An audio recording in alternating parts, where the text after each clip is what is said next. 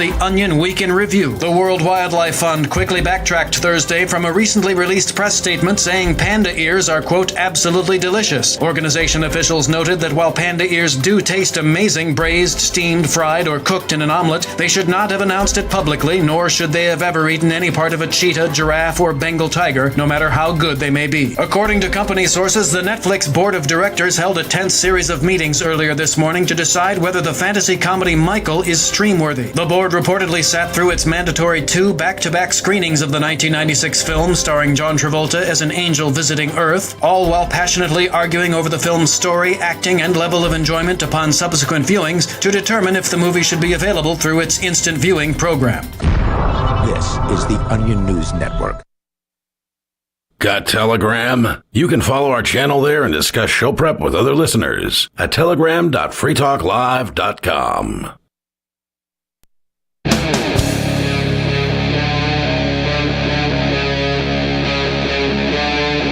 Free Talk Live.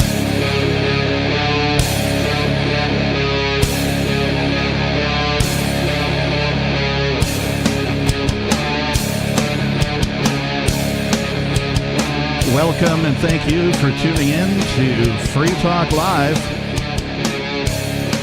We are a live call-in radio program where you talk about whatever is on your mind. We like to talk about things from the perspective of peace, freedom, liberty, prosperity, but we welcome all comers. The telephone number is 603-283-6160. Again, 603-283-6160. In the studio tonight, it's myself, the Reverend Captain Kickass. Peakless Mountaineer. And Mark Edge. I want to kick things off tonight, just right away jumping into it with this article from the Global Investigative Journalism Network, GIJN.org. According to the headline, the 2024 World Press Freedom Index, political pressure threatens journalism in a key election year. The takeaway here for us, of course, is that the United States has fallen to number 55 in press freedom. And the article will go into that a little bit, but that's the part that is and should be the most disturbing to anybody who, lives within the borders of the United States of America, because that's a significant drop for what is supposedly the land of the free. And the leader of the free world. Well, I don't know about that. Is the world free? No, it's pretty expensive.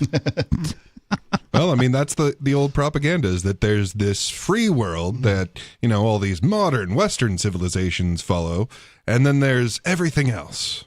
Whoever they're ginning war against at the moment. Yeah. And especially disturbing to me, of course, is the fact that it's dropping, right? Right. The United States was higher on the press freedom chart, and it's in the 50s now, and that's just terrifying. Now, I don't know why, and that's the first question that I have is what makes our press less free than, I don't know, Great Britain's?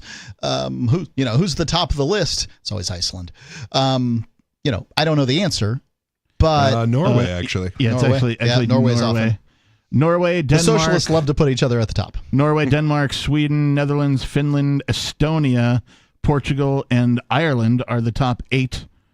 Those are highlighted in green on the chart from this article. Iceland, what are you doing? 18? No. Sorry, Iceland, yeah. Just not keeping up with the other Norwegian and Scandinavian and Northern countries. The article goes, in what amounts to a key election year where roughly half of the world will go to the polls, Reporters Without Borders warns that political pressure is increasing, threatening journalism and the public's right to know.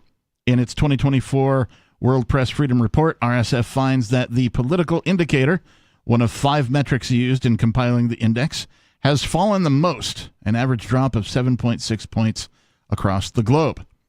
So the entire globe has dropped 7.6 points in that particular indicator. Overall, RSF's World Press Freedom Index rated conditions for practicing journalism as satisfactory in only 1/4 of 180 countries ranked around the world. States and other political forces are playing a decreasing role in protecting press freedom, cautions RSF editorial director Anne Bokande. This disempowerment sometimes goes hand in hand with more hostile actions that undermine the role of journalists or even instrumentalize the media through campaigns of harassment or disinformation. Journalism worthy of that name is, on the contrary, a necessary condition for any democratic system and the exercise of political freedoms. Nowhere is the threat to the press more evident and existential than in Gaza, constant bombardment and military occupation of the territory. Before we go on with that, I want to talk about sort of the necessity of a free press to a free country. So, yes, how does one equal the other? Because, like, it sounds like I don't know that it does, but it helps, right? So, first you have to understand democracies and freedom aren't the same thing, but if you have a democracy like we do, in the sense that it's a republic, okay, fine, whatever. I don't care about the minor distinctions and whatever one's mind is between these two particular systems. What I mean to say is that if I'm going to pick the leader of the free world, which they're asking me to do once again, I come to you to ask you to pick the leader of the free world in November. I need to know which one of these people did a better job when they were in the presidency for 4 years. Yeah. But and I know that we didn't get the whole story. I don't know how deeply in bed Joe Biden was with Ukraine. Yeah. I don't know how deeply in bed Donald Trump was with Russia. Right. I don't know how deeply in bed Joe Biden is with China. Mm-hmm. And I don't know how deeply in bed Donald Trump is with North Korea. Right. Yeah. Whatever. I don't know these things. I don't know how many civilians were killed by the Trump administration's drone bombing, because Trump decided, you know what, I don't want to take care of that. Yeah, they just stopped counting. Yeah, he stopped counting. He turned it over to the military and said, yeah, you take care of that. They used to publish this annually at least, if not twice a year. But then all of a sudden they were just like, yeah, we're just not going to count anymore. We've found that accountability gets in the way of murder. and if you keep track of how many innocent people you kill, then eventually someone's like, hey, how about killing fewer people? And that's not how we operate. And Joe Biden stops the Afghan war, which I think is great, but he did it in the most irresponsible way that you could possibly do it. Let's put U.S. personnel at danger, and here's really important: the people who served our U.S. personnel, who worked with them, who were trying to bring about a better Afghanistan. Let's leave them all there. Yeah, that is a betrayal. That's a betrayal at the level of evil. And then, of course, it is. It takes how many trillions? Like 3 or 4, 5 trillion American dollars to replace the Taliban with the Taliban after 20 years. Yeah. Come on, Joe, you could have done a little better than that. I mean, this is how government works, or doesn't, right? They tell you a thing, but do another thing. But and the whole point I'm trying to say is they obfuscate. Yeah. The United States press does not hold its government accountable. It does not publish the things that they don't want you to hear. No, we know this. We know that, like even from the press, just from like the raids and the Crypto 6 and Ian going to jail, we know that they don't. All the press does, the mainstream media in the United States, all they do is they get a press release from the government and they copy and paste.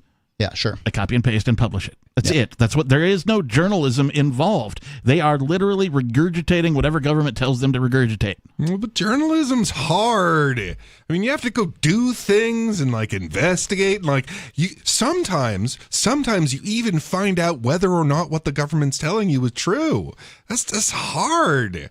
And if you just do what they say, then they give you this full report. They tell you exactly how to phrase it.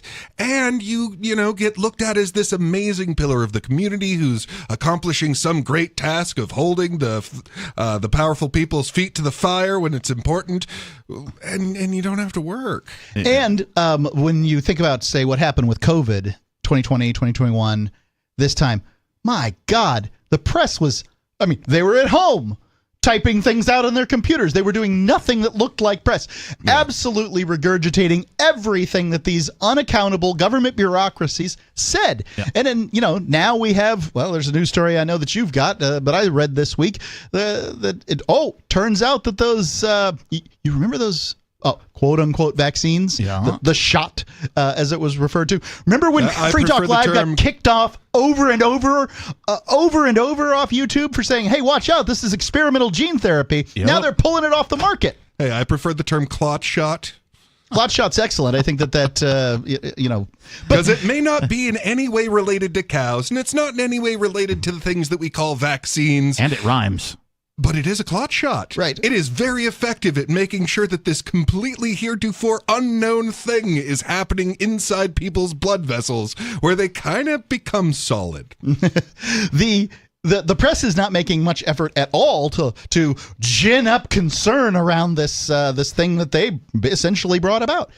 They're just an unaccountable fourth branch of the government now. If they gin up concern, then people are going to start thinking that they need to take control of their own medicine and what goes in and out of their own body, and that's not what the government wants. Well, Mark, I think you hit the nail on the head. Like, that, to me, is the reason for the decline in the press freedoms, is because the press just, they aren't doing what we envisioned them to do as far as holding politicians accountable.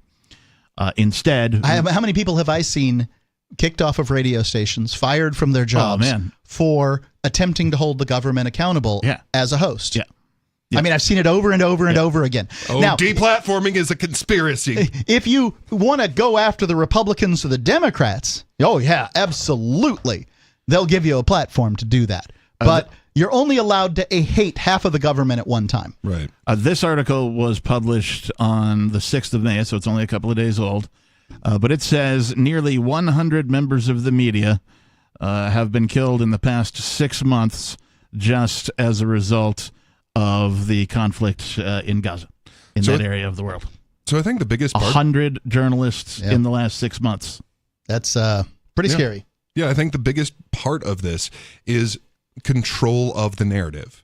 So like if you look at the World Economic Forum and what they said, the most important and the most dangerous, it's all this misinformation, disinformation, malinformation. It's control of the narrative. If you have free press, then just anybody can go on and start talking about a new way of living or changing things in ways that the current regime does not like. And then you can start building a story about what humanity's up to that actually takes power from the powerful and distributes it in some kind of decentralized network. And that is the one thing that will ultimately destroy them. I mean, I hope so. As always, there are two solutions to any problem. Either we fight about it or we talk about it. And media and press is just talking about it in a big way. So if they can make sure that the conversations are all very small, like, oh, sure, you can talk to 5 people around the water cooler, you can talk to your Facebook friends, but you can't talk to millions of people, then millions of people might think that we're doing something other than what we told them everyone was up to. This article says something that I don't necessarily agree with, but I can see where their measurements might point to this. They say with 2024 shaping up to be perhaps the biggest election year in world history, it's the most important election of our lifetime, of course. It's always the most important election of our lifetime because the government keeps having more power. RSF's index highlights the ominous trend of democratically elected politicians resorting to authoritarian crackdowns and rollbacks of press freedom. So far, I'm in agreement. This is where I think they go off the rails a little bit. One particular example cited was the case of Argentina's new president, Javier Milei, whose open antagonism towards journalists and shutdown of the country's biggest news agency caused the country's ranking to plummet 26 spots. Well, Reporters Without Borders is by no means a pro-liberty organization. This is RSF, which is... it is Reporters Sans Frontières. You're right. Yeah, it is Reporters Without Borders. My bad. It's French. So indeed. So they're they don't look at things the way that we look at things. Yeah. I don't know how Argentina could have been high on the list with government-funded news in the first place, but then they're mad that he defunds the government-funded news.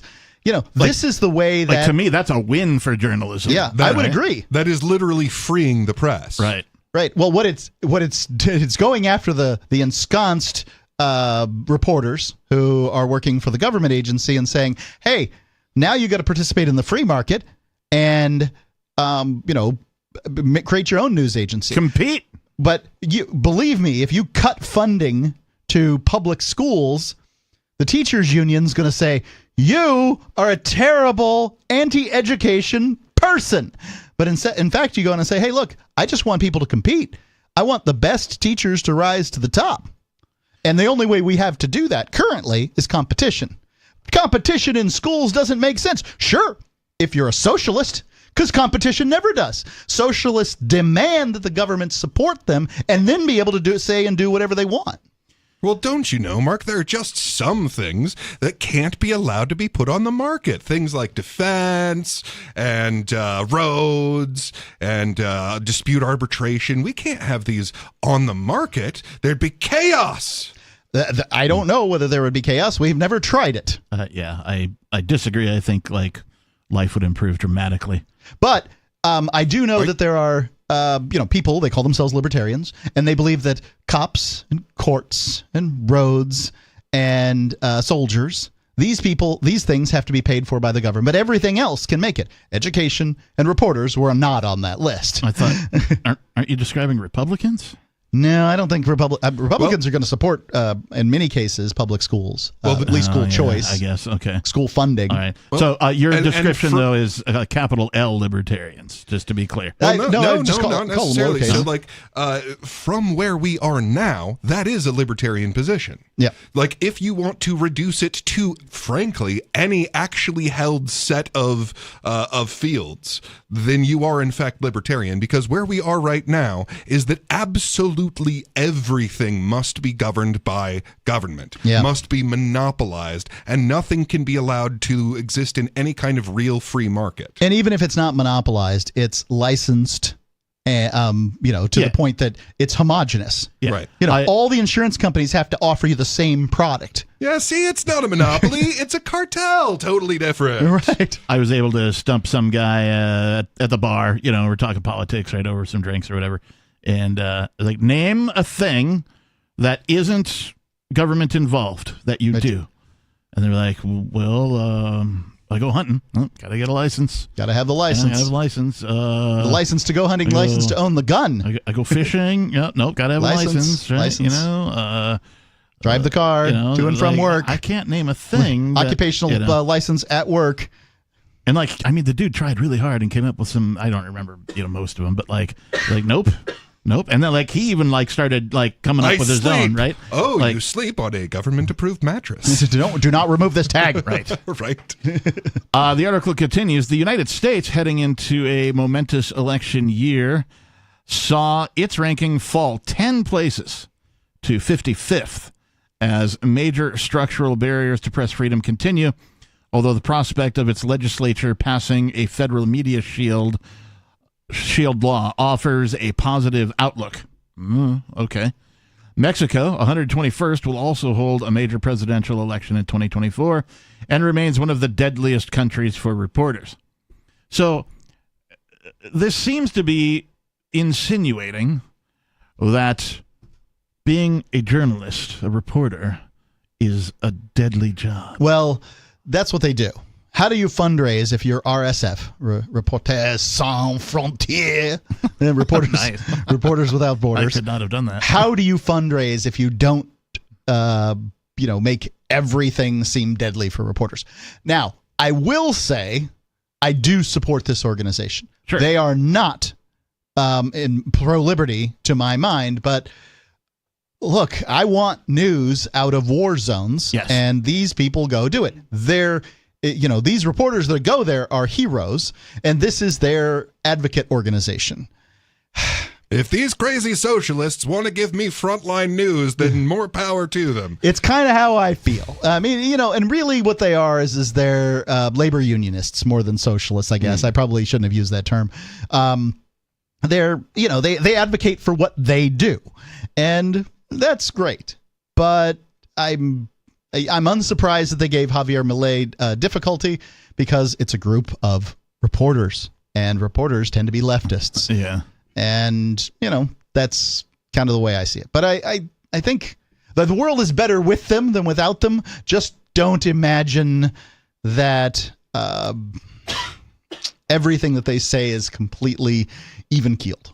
Well, right. I mean, even in like our show prep for doing Free Talk Live, it is up to us to source things, articles, topics for the show. And I know most of the people who bring stuff for show prep and that kind of thing source multiple articles, right? You can't just grab one article and go, yep, this is the one. You got to hey, did anybody else report on this? If so, what are they saying, right? Specifically, if it's like something of international consequence or something along those lines, like it's more important to go look at what all of the news agencies are saying in order to correctly inform yourself, because there will be a slant from every one of these news agencies, right? You look at CNN, you look at MSNBC, you look at Fox News, you look at you name it, ABC, I don't care who, right? They all have their own slant to these things that they report. And they're all pro-government. All of them, yes. You get into like some of the more independent media, you're going to get a much more, we'll call it a free opinion. Well, and it makes sense, right? Because where do they broadcast? They broadcast on television. So they have an actively held market there, because there are only so many channels you're allowed to do. This is what the FCC tells you. And these are the people who have bought access to those channels. So there is a government agency keeping everyone from competing with them. Whereas if you look at independent journalists, where do they broadcast? They broadcast on the internet, where there is no government holding people from competing with them. So there's at least a chance to not have a perverse incentive. They do a little bit of, this country and that country and, up, down, that kind of stuff. But they wrap up this article with a few bright spots. The countries where press freedom is good, according to these metrics, are all in Europe, and more specifically within the EU, the European Union, which has adopted its first media freedom law, the EMFA. The report notes Norway ranks first in the world once again, with 7 of the same 8 EU countries from 2023 in the top category. Portugal 7th moved up to a good ranking this year, while Lithuania 13th fell 6 places from last year to a satisfactory rating. This continues a streak where Europe is the lone region with nations featuring the top-rated press freedom environment. Canada 14th is the highest-rated country from the Americas, with New Zealand 19th tops in the Asia-Pacific, and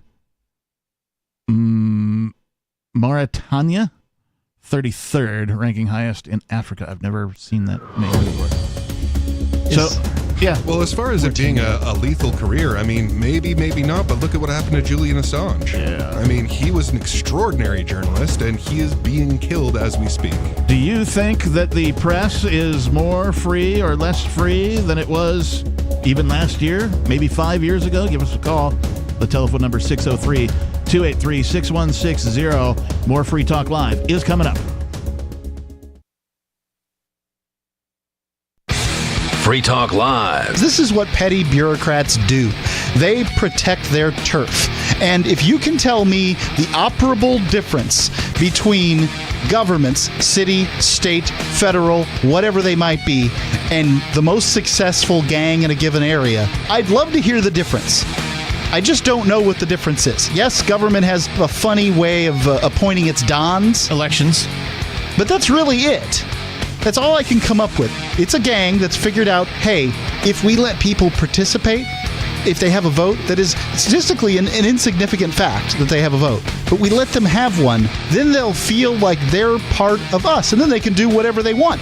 they cannot pave a road for 43 years and then have everybody claim that without the government we wouldn't be able to pave roads. Free Talk Live, 7 nights a week from 7 to 10 Eastern at freetalklive.com. From Feature Story News in Washington, I'm Nick Harper with the Week in Review. This week, adult film star and star witness Stormy Daniels testified in Donald Trump's hush money case, defending her story of sleeping with the former president. Daniels was on the witness stand in New York for around 7 hours over 2 days. Trump himself denies the affair and has pleaded not guilty to 34 counts of falsifying business records. FSN's Sally Patterson was covering proceedings in New York and sent this report from outside the courthouse. Now, what the prosecution asked Daniels was really about this idea that she had made money and made publicity for herself out of this alleged affair with Donald Trump, because the defense had gone quite hard at this idea that Daniels had only really talked about this story in order to make money and make a name for herself out of this story about having sexual relations with Trump himself. Meanwhile, Donald Trump's trial in the US state of Florida over his handling of classified documents was indefinitely postponed this week. The trial was scheduled to start on May the 20th, but a federal judge pushed it back pending the resolution of pre-trial issues. And all of that as an appeals court in the state of Georgia agreed to review the decision to keep District Attorney Fani Willis on Trump's election interference case. The trial has already been delayed after revelations Willis was romantically involved with the top prosecutor that she herself had hired. FSN's US correspondent Kate Fisher sent this report. Trump's lawyer said the former president looks forward to arguing before the appeals court that the case should be dismissed and that Fani Willis should be disqualified for her, quote, misconduct in this unjustified, unwarranted political persecution. Willis was allowed to stay on the case after her lead prosecutor, with whom she'd had the romantic relationship, resigned. The appeals court's decision to review the case is likely to cause more delays, making it less likely that Mr. Trump will face trial before the November general election. Kate Fisher, Washington. This week, US President Joe Biden said that if Israel launched an all-out assault on Rafah in the Gaza Strip, Washington would withhold further weapons supplies for Benjamin Netanyahu's government. FSN's US correspondent Simon Marks reports. After saying for months that America's support for Israel is ironclad, President Biden backtracked in an interview on CNN. If they go into Rafah, I'm not supplying the weapons that have been used historically to deal with Rafah. It's just wrong. That threat puts the U.S. relationship with Israel at its lowest ebb since the state was founded in 1948. But it also leaves President Biden open to fresh criticism for tolerating so much civilian loss of life in Gaza before holding Israel to account. From bureaus worldwide, this is FSN. Our Matrix server is about as free as internet chat can be. Join the existing rooms or create your own at chat.freetalklive.com.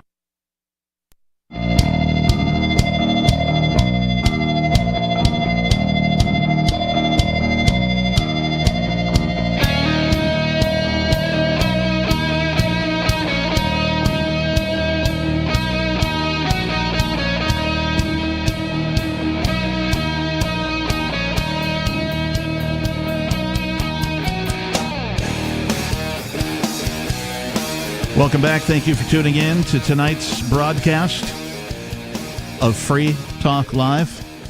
Although there is a significant reduction in the amount of broads from like our well, it's because you cast them Wednesday or Thursday show. That's true. We did cast them away. But if you want to, I don't think we could just attract them at all here.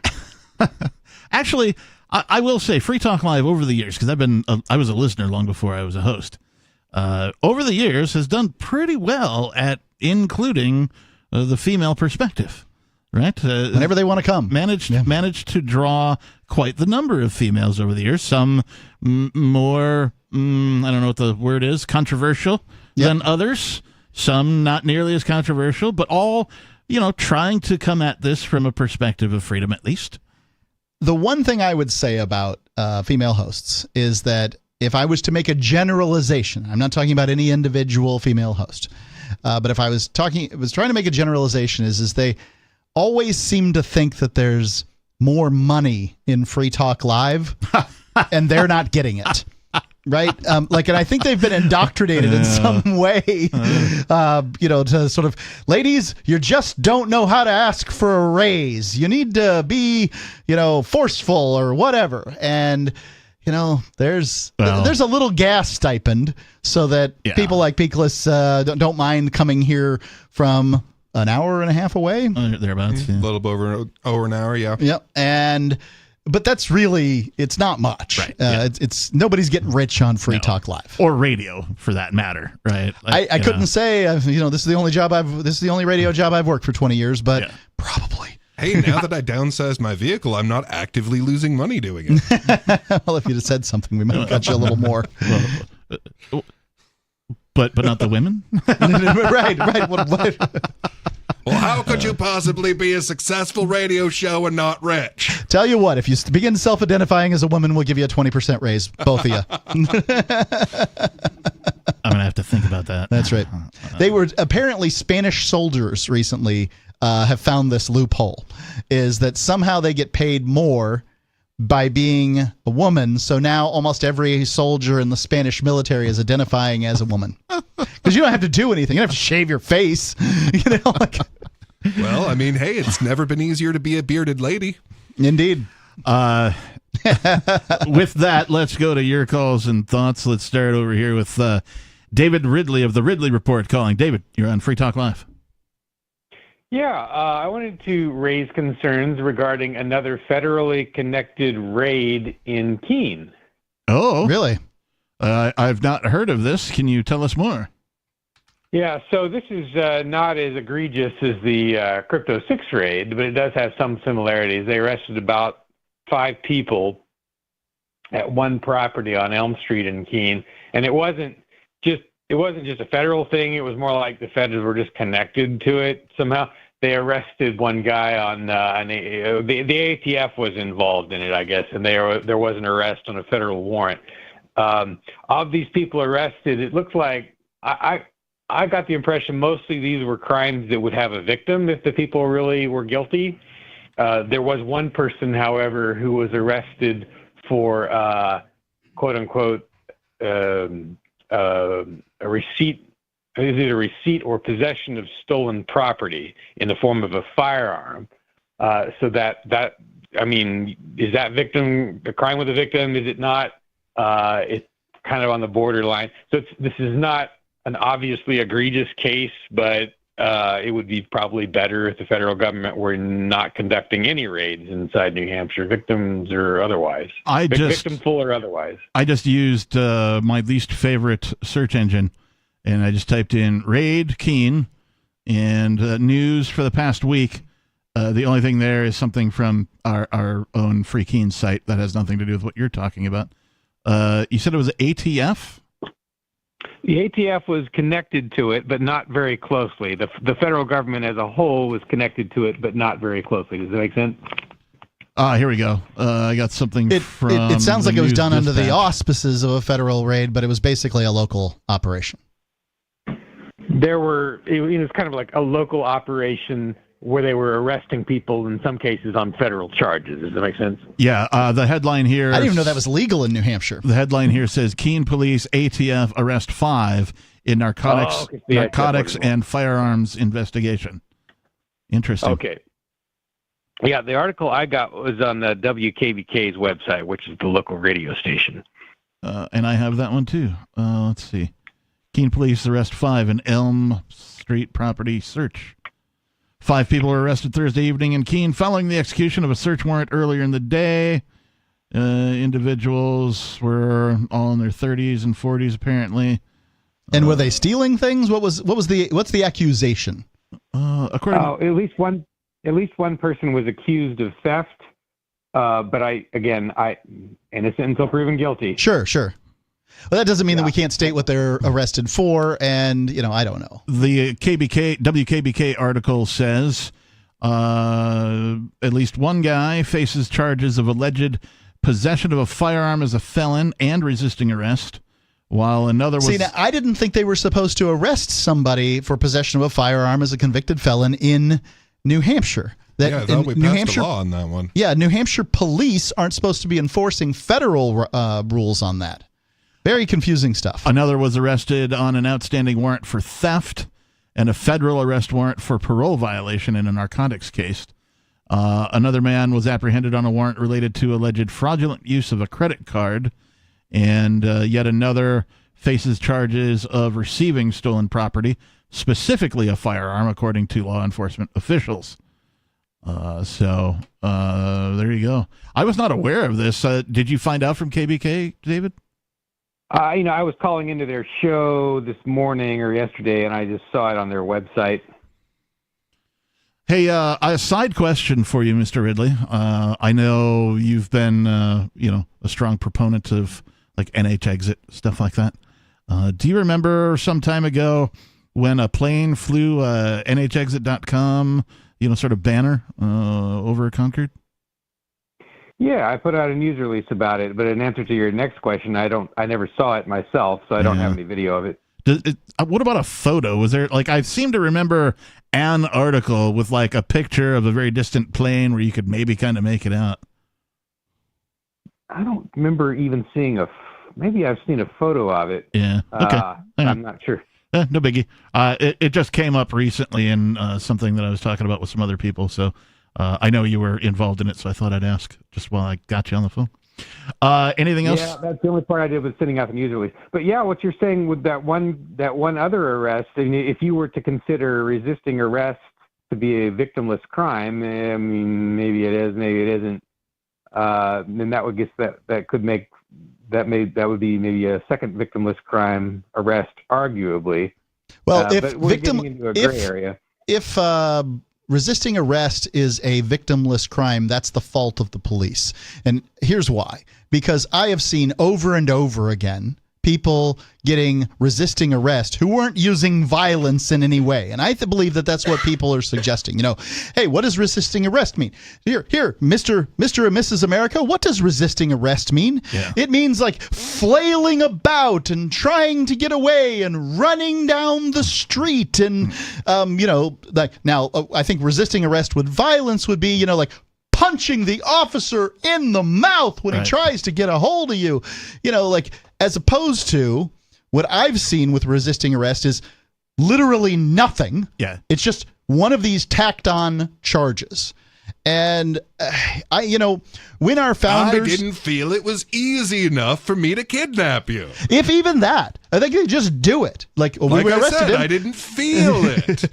Now, it may have been objectively as easy as every other arrest, but I felt it was more difficult. When, our founders and early Americans voted on the Bill of Rights, you know what I don't think they thought? I don't think they thought that police were just going to charge you with 20 things and, scare the heck out of you and get you to not get a fair trial. Right. This is really important. 99.9, and it may be higher than that. Yeah. It's that high. Charges in the United States do not make it to a trial. Higher than Snoop Dogg. Higher than Snoop Dogg, indeed. Well, if that would happen, then people would clearly overthrow the government. Right. I mean, God knows, a free country based on, fair trials can't have fair trials. Interestingly enough, the last line of this article from WKBKradio.com says the investigation that Mr. Ridley brought to us today is part of, and I've never heard of this, Operation Granite Shield. Oh, I haven't either. A state-funded initiative aimed at eradicating illicit drug distribution in New Hampshire. Well, now that the Free Keene folks are locked up, then should be easier for them to do. They got to go after people who are committing other things that offend the government. Oh no, they've. What I'm saying is that Ian and crew have in the past broken up these drug stings. Right. Yeah, with cop blocking and all that kind of stuff. Yeah. Mr. Ridley, I would like to congratulate drugs for winning the war on drugs. Yep. If people want to learn more about you and what you're doing, Mr. Ridley, how can they find you? RidleyReport.com. Hey, thanks for the call, man. We appreciate you. Feel free to call again. And I would like to congratulate legal drugs for being the leading cause of death in America. True. We'll get to that. That's a news story we've got. That's coming up. Coming up. We'll just tease that for now. But yeah, drugs have certainly won the war because I don't even know why anyone's still trying to fight them. Right? Just legalize them all. Because it's only bad, disreputable, violent people that ever do drugs that we haven't gotten paid for them doing. And I want to be clear by what I mean. I don't mean write some new legislation that says, okay, well, the government's going to decide how these drugs are marketed and sold, and it's only going to be done through, government-controlled, heavily taxed and heavily scrutinized operations at every level. No. Because that's called legalization. Yeah, no. What I mean is just removing all drug laws, period. Yeah, you got to love the absolute Orwellian language of, well, you see, a license by definition is where you get to do something that's illegal. And the way that we legalize this activity is by making sure that it's licensed. I don't love the idea of a bunch of people doing fentanyl on the street or whatever the situation is. Now, mind you, in the same world that you're talking about with all drugs being legal, you're also saying that all property is privately held. Therefore, a property owner, a business owner, can go drive people off of his property. They can't just be, in the middle of the median doing a fentanyl party. I'm not sure how fentanyl is consumed. I assume you haven't been to Seattle in the last 20 years because that's kind of what they do already. Yeah, maybe they're all over the parks. They're all over the streets. They're in the homeless camps. There's needles strewn about everywhere. So the government obviously does nothing to prevent any of that. Indeed. But these, I don't like the idea of these drugs being done. However, what I can say as a fact is the United States rose to the prominence of the greatest country in the world while heroin was completely legal. Yeah. You could buy it through the Sears catalog. Yep. I don't know if Sears catalog, but I mean, I've seen lots and lots of these advertisements for heroin, and the United States rose to the prominence of the greatest country on earth with legalized heroin. Now, again, I'm not advocating, I'm not saying this is why, but maybe it's the freedom that allowed Americans to do the heroin that in fact fostered the environment that allowed them to rise. Because I can tell you the lack of freedom stops innovation every single day. Yes. We can see it all the time. And we all know it. This government, this nation is past its peak. And it is so because the government just can't help itself but regulate one more thing. Yep. And tax it and throw more people in jail. Over it. The United States still has, and the number continues to grow, more people in prison than any other country has ever had in all of Earth's history. Another thing about prison and drugs is, there's a big advocate of prison as a solution to drugs on the New Hampshire legislature. And, his solution this year was mandatory minimums for fentanyl. Like, what is that gonna do? Like, when you get a drug user and you throw them in jail, what does that do to solve the problem? Well, it doesn't in many cases. The fact of the matter is if all drugs were legalized, I don't believe fentanyl would even exist. Yeah, fentanyl came sort of post-heroin, and because heroin was made so expensive, fentanyl was a little cheaper. Right? Yeah, it's more power in a smaller package, so it's easier to smuggle, which you wouldn't have to smuggle if it was legal. All research and successful drug policy shows that treatment should be increased, while law enforcement decreased, while abolishing mandatory minimum sentences. I think I've heard that somewhere before. Yeah, it's a system of a down. Wait, you mean people have known this for years? Long time. Oh. Long time. Take a look at, was it Portland, Oregon, that legalized everything? They were just like, yeah, sure, we're going to stop prosecuting people for this. And guess what happened? Treatment increased. I'll bet, but I mean... violence went down. Portland, Oregon's an S-hole, too. This is kind of the thing, what happens when you only have one place, right? How many, just out of curiosity, how many heroin users said, I'm going to Portland? And did.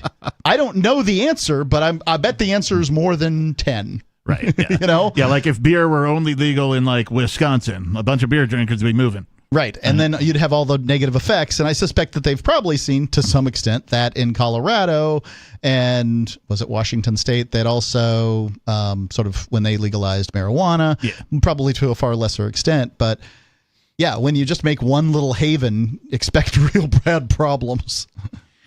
Yeah. All right. We have something to do here. We're going to announce this particular caller if we can. Let's see if this works. And let this be a lesson to our listeners. On the line again. He keeps calling, talking about evolutionary capitalism. Do I have to sit through this? Yes, you do. But it's a calling radio show. Guess I'll have to listen to Skeeter ramble some more. You could at least work in your boy somewhere. Yeah. No. Well, maybe it's in the rest of the song, Skeeter. You haven't heard it. But let this be a lesson to our callers that if you call often enough, you might get theme music. I thought my intro was good enough. It's your boy. Yeah, no, it's absolutely terrible. Little Skeet. Yeah, no, you sir are bad radio. It's only because we value freedom of speech here at Free Talk Live that we even put you on the show. Well, value is objective, not subjective. But is that part of evolutionary capitalism too? Naturally. What, objective value, yeah. Okay. Objective or subjective? Objective. Objective. So what objective value are you bringing to the show? You'd have to calculate that on paper. It's cardinal. Can't do it on a cardinal? Can't do it on a calculator? Is it like ordinal? No, it's cardinal. Cardinal is ordinal, but right. So does it matter what order you call in? Like which caller we take before you? Like if you're the second caller, it's less value? Yeah, order matters. Of course, in strategy, order can matter. So you're not going to give it. Can you ballpark your value to the show for me? Hold on, I didn't call about this though. Let me talk. You can ask me questions after my. All right. Now I have two subjects to talk about. Trying to have a conversation. This isn't called Schroeder Talk Live. Hurry up! The break's coming soon. Hurry up. Do ANCAPs know what unintended consequences is? Oh, we talk about it literally all the time. Didn't you guys read about it in Economics in One Lesson by Henry Hazlitt? Huh? Don't you know that legalizing all drugs will give government hundreds of billions of dollars a year? Maybe government should use those funds. Do you not know how much they're raking in from the CIA? Seriously, where do you think our drugs come from? Like 100% of the cocaine is from the CIA's entire network. Allegedly. Government cannot make enough money to cover the expenses that they're accruing from fighting the drug war. I can show this empirically. I have all the data. Well, of course from your not. boys at the Cato Institute. Well, except that the government can just print as much money as it freaking needs. So. Right. The whole point is to move money around. So they get to print money with the excuse of fighting the drug war, and they get to have black budgets by selling it when everyone knows that that's illegal. Did Argentina accomplish that goal? Were they able to print as much as they want? Or were there unintended consequences that ANCAPs can't see? Huh? Maybe government should use those hundreds of billions of dollars to put more ANCAPs in jail for crypto scams. Is that what you want? Huh? That's what I thought. Are you done now? But I also had another... Don't you see what you're doing, though? You're making government stronger. All the numbers right. show, right? Yeah, I'm making government stronger. All the expenses that they incur. Hold on. Here's an important point. Than any revenue they have with some black ops operation by selling heroin in Iran or whatever. Skeeter, hold on. Let me address what you're saying. They're peanuts. All. Come on, man. I'm gonna put them on hold. So this is a real conversation within libertarian circles. Yes. Is how to, get what we want. Should we advocate for more government in order for government to more quickly spend itself into insolvency and then disappear, As or I whatever? understand it, that's one of the things Skeeter would like to see. And maybe that is so. I don't know. I mean, I was going to ask the question if he would have stopped the rambling for a moment. Are you done rambling? Can Mark ask you a question? Oh, yes. All right. The answer is yes, because not only so all it does, see the in the neutral case scenario, all it does is pull forward the damage, right? It's the same damage that would occurred over a longer period of time, and you want to stretch it out like torture, yes. right? That's exactly how not dying works, is that you stretch out your damage over a longer period of time. Has economics in one lesson ever taught you about opportunity cost? Here's the benefit. Here's where the infinite benefit comes. When you pull forward the damage and get to a place where you have higher productivity sooner, you're always at a higher state of productivity. So over time, that creates infinite more productivity than you would have had. So do you think I can show it graphically. We should, Ross Ulbricht, the Dread Pirate Roberts, the guy who was put in prison for, hold on, he should celebrate the 2 life sentences plus 45 years that he has, because he has, sped up the dissolution of the United States government for, that is insanity. I'm like, are you out there doing that crystal meth out in the deserts of California? He's doing more for freedom than he was by selling drugs on the Silk Road. So I refuse. I get what you're saying. Wow. I get what you're saying. I reject it because I advocate for freedom every issue, every time. Yeah. This is what I decided is I can't say which soldier should die in the war on drugs, and wouldn't do it. That was Skeeter, everybody. Thanks for the call, man. Well, it's just another day on the radio, it seems. Sorry, Mark, I didn't mean to interrupt you. No, I just... this is a legit conversation that is had amongst libertarians. This is why utilitarianism is a terrible idea. It's why all of these ends justify the means, every time it gets enacted, goes terribly, terribly, terribly wrong. Like, this is literally why we have morals, is because you actually can't calculate everything. But there are certain things that we've found over an extremely long period of time. These are the things that always go well, and these are the things that always go poorly. And respect of human life and liberty and property is basically the thing that always goes well. Also, advocating for a thing doesn't appear to make a difference. I've been advocating for liberty on Free Talk Live for 20 years. And, maybe you'll give me credit for, in some small way, for cryptocurrency or for the Ron Paul revolution or for, perhaps, I don't know. What else there might be, but I don't know whether I think that's a fair thing. I think, by and large, the government does what the government does. The people who are incentivized by paychecks to do what they do them. And, Free Talk Live is just noise that's made out there to advocate for liberty. And I completely disagree. Okay. I'd like to hear about it. I'll tell you why after the break. 603-283-6160. Do you think speeding up the government's demise by making it bigger is a useful thing? Give us a call. It's Free Talk Live. We've got more coming up.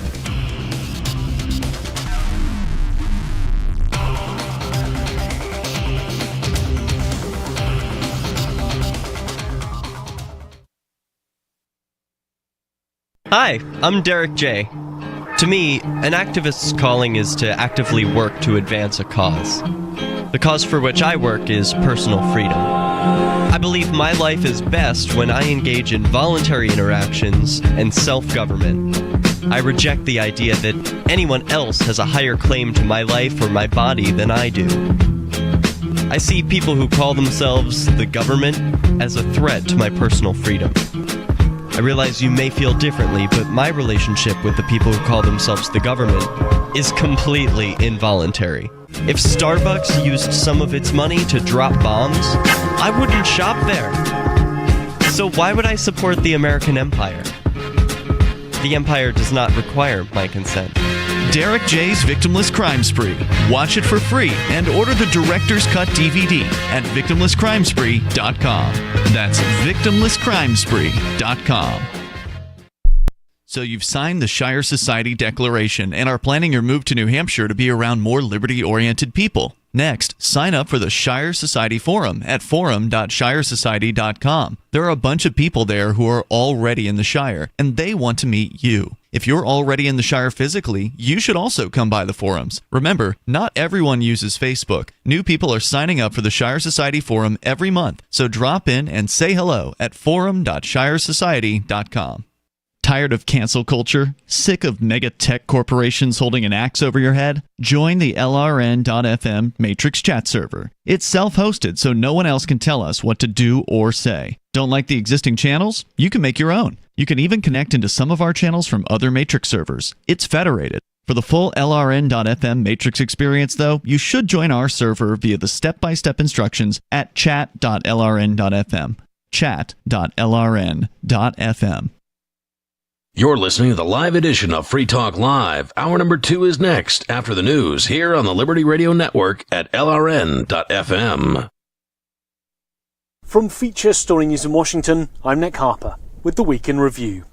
This week, adult film star and star witness Stormy Daniels testified in Donald Trump's hush money case, defending her story of sleeping with the former president. Daniels was on the witness stand in New York for around 7 hours over 2 days. Trump himself denies the affair and has pleaded not guilty to 34 counts of falsifying business records. FSN's Sally Patterson was covering proceedings in New York and sent this report from outside the courthouse. Now, what the prosecution asked Daniels was really about this idea that she had made money and made publicity for herself out of this alleged affair with Donald Trump, because the defense had gone quite hard at this idea that Daniels had only really talked about this story in order to make money and make a name for herself out of this story about having sexual relations with Trump himself. Meanwhile, Donald Trump's trial in the US state of Florida over his handling of classified documents was indefinitely postponed this week. The trial was scheduled to start on May the 20th, but a federal judge pushed it back pending the resolution of pre-trial issues. And all of that as an appeals court in the state of Georgia agreed to review the decision to keep District Attorney Fani Willis on Trump's election interference case. The trial has already been delayed after revelations Willis was romantically involved with the top prosecutor that she herself had hired. FSN's US correspondent Kate Fisher sent this report. Trump's lawyer said the former president looks forward to arguing before the appeals court that the case should be dismissed and that Fani Willis should be disqualified for her, quote, misconduct in this unjustified, unwarranted political persecution. Willis was allowed to stay on the case after her lead prosecutor, with whom she'd had the romantic relationship, resigned.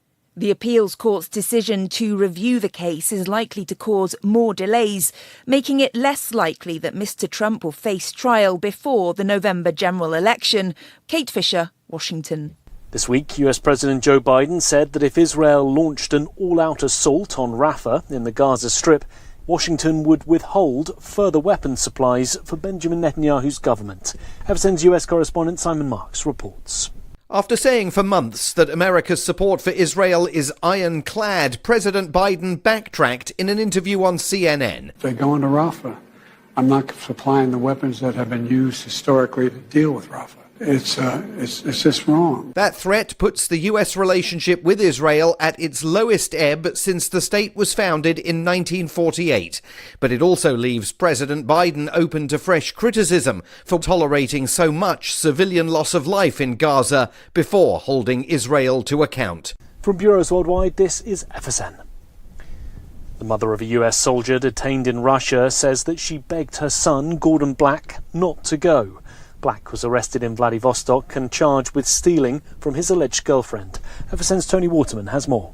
Jones told Fox News that she had a bad feeling about her son visiting his girlfriend in Russia. The two met while in South Korea, where Gordon Black was stationed, but the woman went back to Russia last fall. He will be held until at least July 2nd and faces up to 5 years in prison. This week, Ukrainian President Volodymyr Zelensky dismissed the head of Ukraine's State Protection Department 2 days after the security service detained 2 members for allegedly plotting to assassinate the president. FSN's Megumi Lim sent this report from Kiev. Serhiy Rad, the head of Ukraine's state guards, was dismissed on Thursday, 2 days after the SBU, or Ukraine's state security service, said it uncovered a network of agents plotting to kill President Zelensky. 2 unnamed Ukrainian colonels who were members of the State Guard service accused of helping Russia were detained this week. They were allegedly recruited by Russia's Federal Security Service to leak secret information to Moscow and to identify someone close to the Presidential Guard who would take Zelensky hostage and kill him. Megumi Lim in Kyiv. And this week, Taylor Swift's record-breaking tour came to France, kicking off 6 concerts across Paris and Lyon, with tourists travelling to the country to see the shows. FSN's Ross Cullen sent this report from Paris. Swift's Eras tour finally comes to Europe, kicking off with 4 consecutive nights in the French capital. She will be playing in 12 different European countries. 30% of fans attending her Paris shows will be foreigners, and airlines have seen a jump in tickets from US fans. Cafes, bars and restaurants in the French capital are also expecting a boost from the billion-dollar tour. And that was the Week in Review. That's Feature Story News. Nick Harper reporting. A prison rights group protests the treatment of supervillains in the nation's magnetic detainment cubes. A local dad thought he could make it out of a zoo without buying his kids light-up shit, and a pigeon wishes just once it could complete a head movement smoothly. This is the Onion Week in Review. Millions of frustrated Americans across the country asked this week why the nation's struggling mental health system couldn't just get it together and stop feeling sorry for itself. Exasperated citizens told reporters that they had lost all patience with the ailing network's failure to perform basic tasks, such as routine mental health evaluations and emergency counseling. Look, I get it. Everyone goes through a rough patch. Just look at the education system. I know times are tough, but things are never going to improve unless the system decides it wants to get better. In other news, a new study finds that more men are opting to be in the room when their wife conceives their baby. An area man is unaware all of his friends think of him when they want to put things into perspective, and 3 dozen chemical and emotional responses are activated by the phrase pigs in a blanket. This is the Onion News Network. You can stick it to the man and big tech. Join our FTL social mastodon at social.freetalklive.com.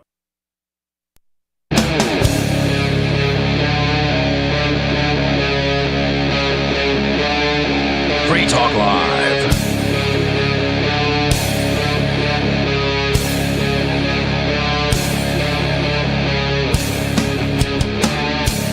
(603-283-6160). That's the number for what? Free Talk Live. And if you want to call, you should call that number to do what? Call it and talk about whatever you want here on Free Talk Live. That's the name of the game here. It is Free Talk Live. If you're unfamiliar with us, you've never heard us before, visit freetalklive.com to find out more. In the studio tonight, it's myself, the Reverend Captain Kickass, Peakless Mountaineer, and Mark Edge. Before we go on, Free Talk Live is brought to you by Dash Digital Cash. Dash is the cryptocurrency made for spending. Dash transactions are irreversible, so Dash is great for merchants.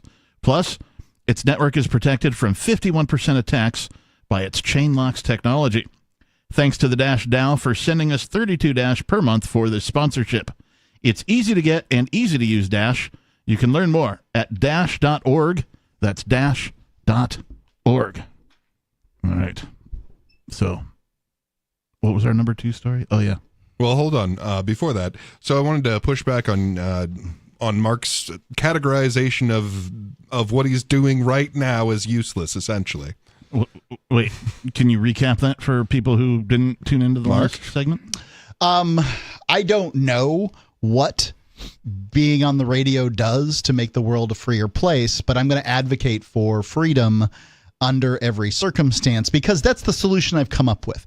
I get what Skeeter's saying is that, you know, in his case, he's advocating for more tyranny so that the government collapses sooner or something. Yes. Well, but he specifically advocates for violence as well. But people are those are human lives thrown into that grist mill. Yep.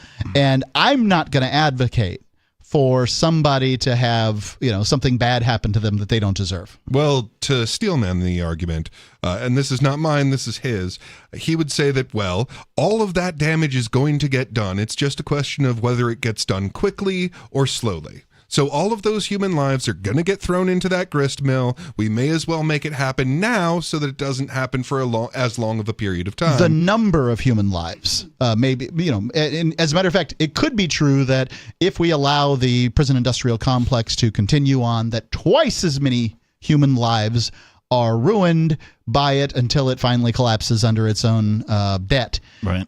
But I won't advocate for half as many lives now in the case of twice as many lives in the future, because that's a person.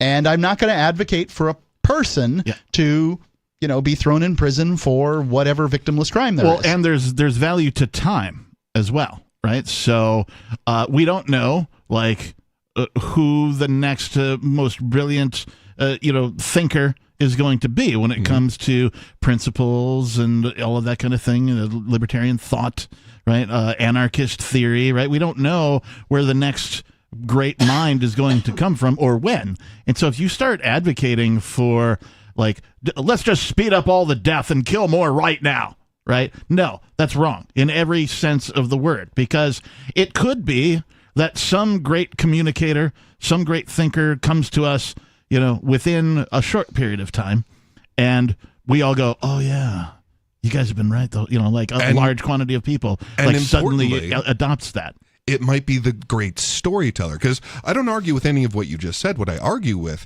is you saying, well, it doesn't really matter. The politicians are going to do what they do anyway. And maybe this added to the Ron Paul movement, or maybe it added to Bitcoin adoption. But really, they're just going to do whatever they do. And my advocating for peace doesn't make much of a difference. And that's where I think you're wrong. Okay. So if only their narrative exists, I assure you they will get away with a lot more evil than they're getting away with now. Agreed. If their narrative and the counter narrative exist, then they have to compete on some level or another to keep people from turning to the counter narrative. And part of that means being not obviously villainous. Having some cap on how aware everyone is of their evil. One of the things that I've said about Free Talk Live well before I even moved to New Hampshire was that it is a beacon of light in an ocean of S. Right. Right? Because Free Talk Live talks about the things that everyone else is too afraid to talk about. Have we been deplatformed? Yes, a bazillion times by a whole bunch of different platforms. We're still here. We're still broadcasting. Free Talk Live brings ideas to people in a way that the average Joe who just randomly turns on a radio can hear and become educated. I didn't hear most of this stuff before I started listening to Free Talk Live. Right? Free Talk Live, sort of escalated my education in philosophy, in freedom, in economics, in history, right? And it seemed to me that more people needed to be shouting from the rooftops, if you will, about this kind of a thing. And that's one of the reasons that I came here. And one of the reasons I ended up doing this show is because this is the equivalent of me going, hey, everybody, listen. Right. And to tie into our first story and into what you just pointed out about, you don't know if you are accidentally throwing the life into the grist mill that is that great storyteller.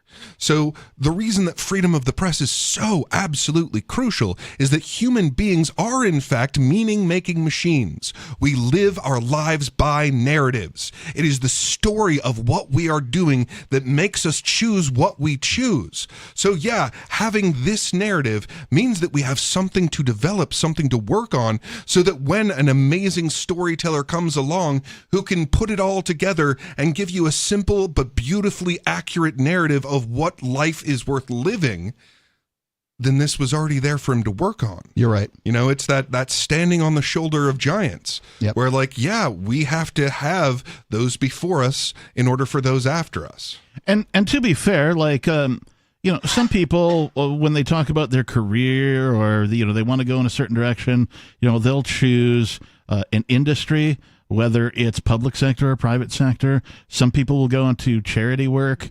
Right? Some people go into public service, right? This is me doing public service. Last 5 years or so that I've been in New Hampshire, public service. This is me doing public service. I'm not doing this for me. I could easily just sort of fade into the gray, live my life as free as I possibly can as an individual, go about the rest of my life without anybody knowing a damn thing about me. I could become a gray man and no one would even remember that I existed. But instead I chose, because I feel it's important for mankind to know these things. And so I chose to do this as a public service. Right. And that's why it's worth putting up with things like the risk.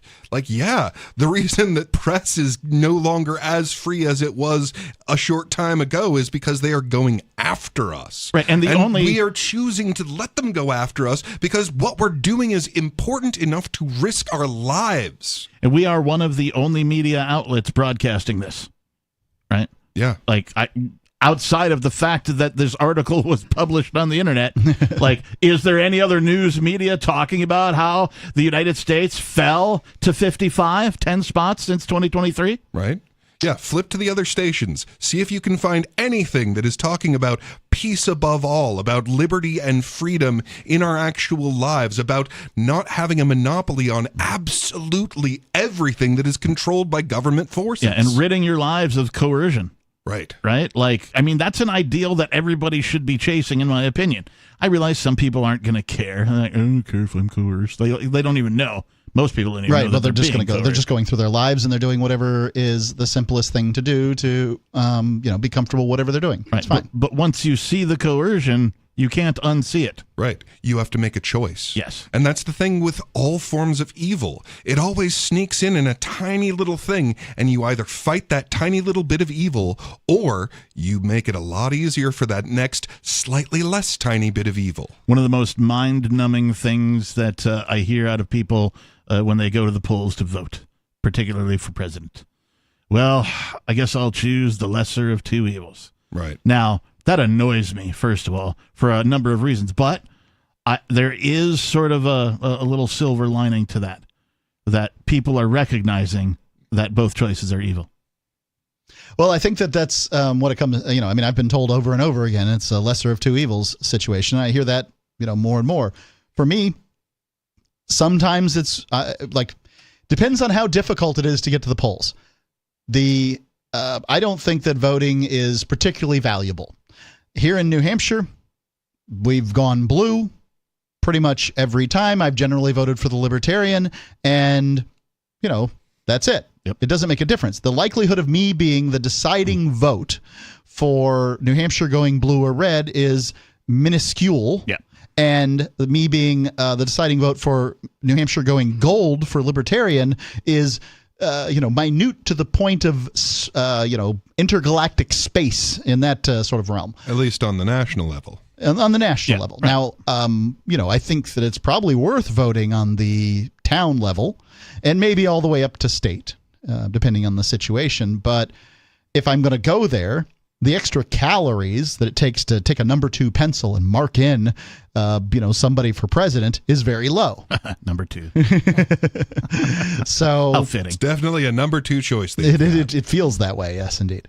So I don't think that voting is bad. It's just I wouldn't spend a lot of time thinking about it because my thoughts about it don't matter. Now, I'm curious what's going to happen. I think this is a very interesting race that's going on because never in my lifetime or any lifetime of anybody who's alive today have we had a seated president running against a former president. Never. And what's going to happen? I don't have an answer for you. I think this one's interesting for a completely different reason. What's that? I mean, specifically the presidential, because no matter who wins, like half the country will not accept it. We all lose. Everybody loses. So that's going to be interesting.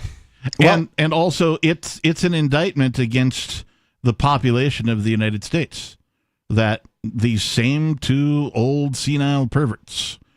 That's it. That's all you can come up with, United States? Yeah. Where are the scholars? Where are the philosophers? Where are the entrepreneurs? Where are the business? Where are the plumbers and the welders? A crooked politician running against a crooked businessman.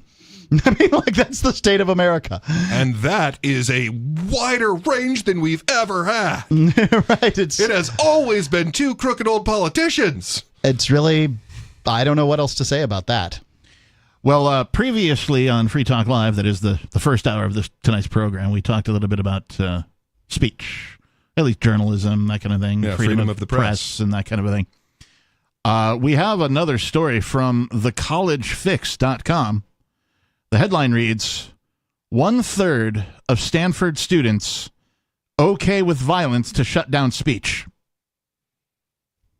What are they teaching these kids in college?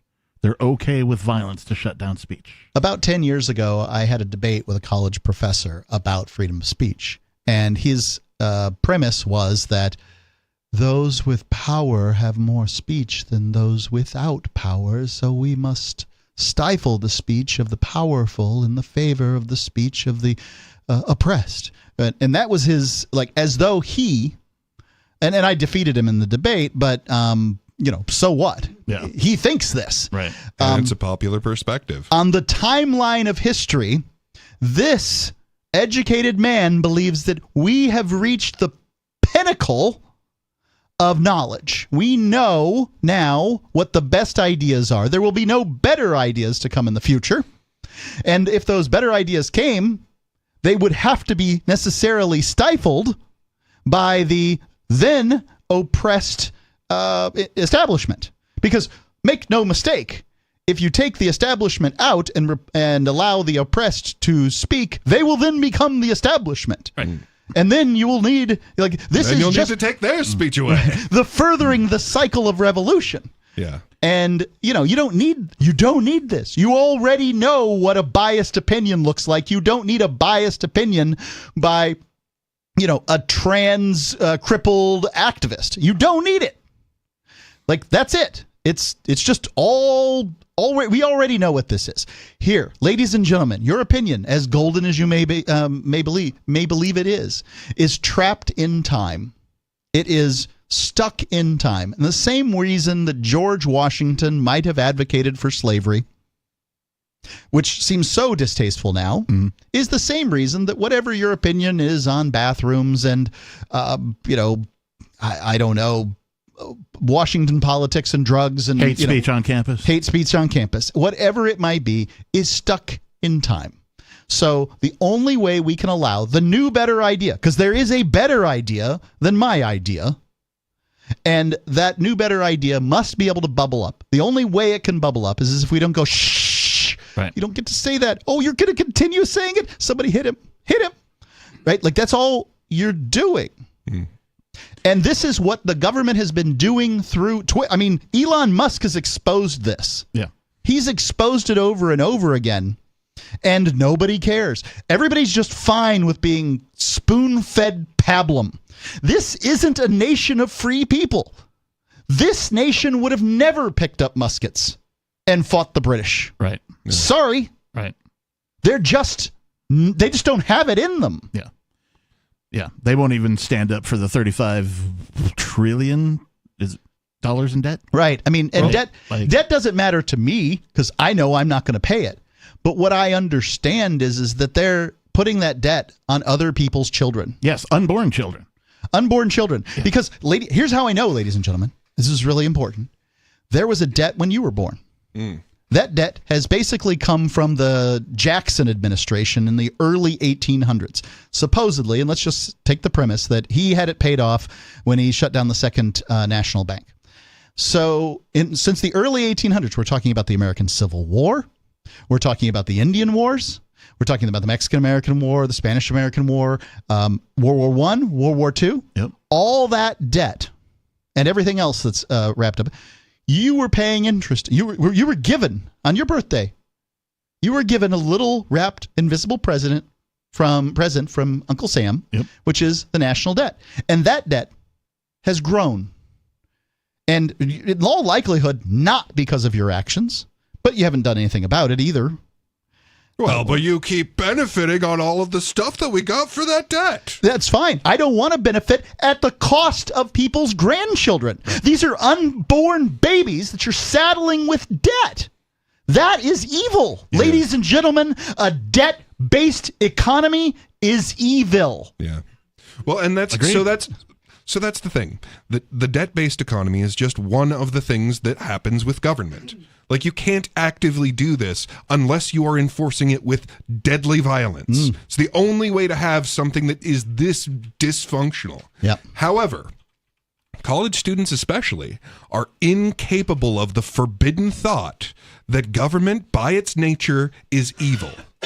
That is a thought that they are physically incapable of having, and should any one of them ever do, they know that they can never speak it or they will be ostracized from their entire friend group. Isn't this the truth for all college-age students, though? I mean, when I was in college, about that age, I was like, I was certainly reading anarchist literature, but as we know, anarchist literature at the time was really just communist literature. So, communism is both everybody's the government and nobody is all at the same time.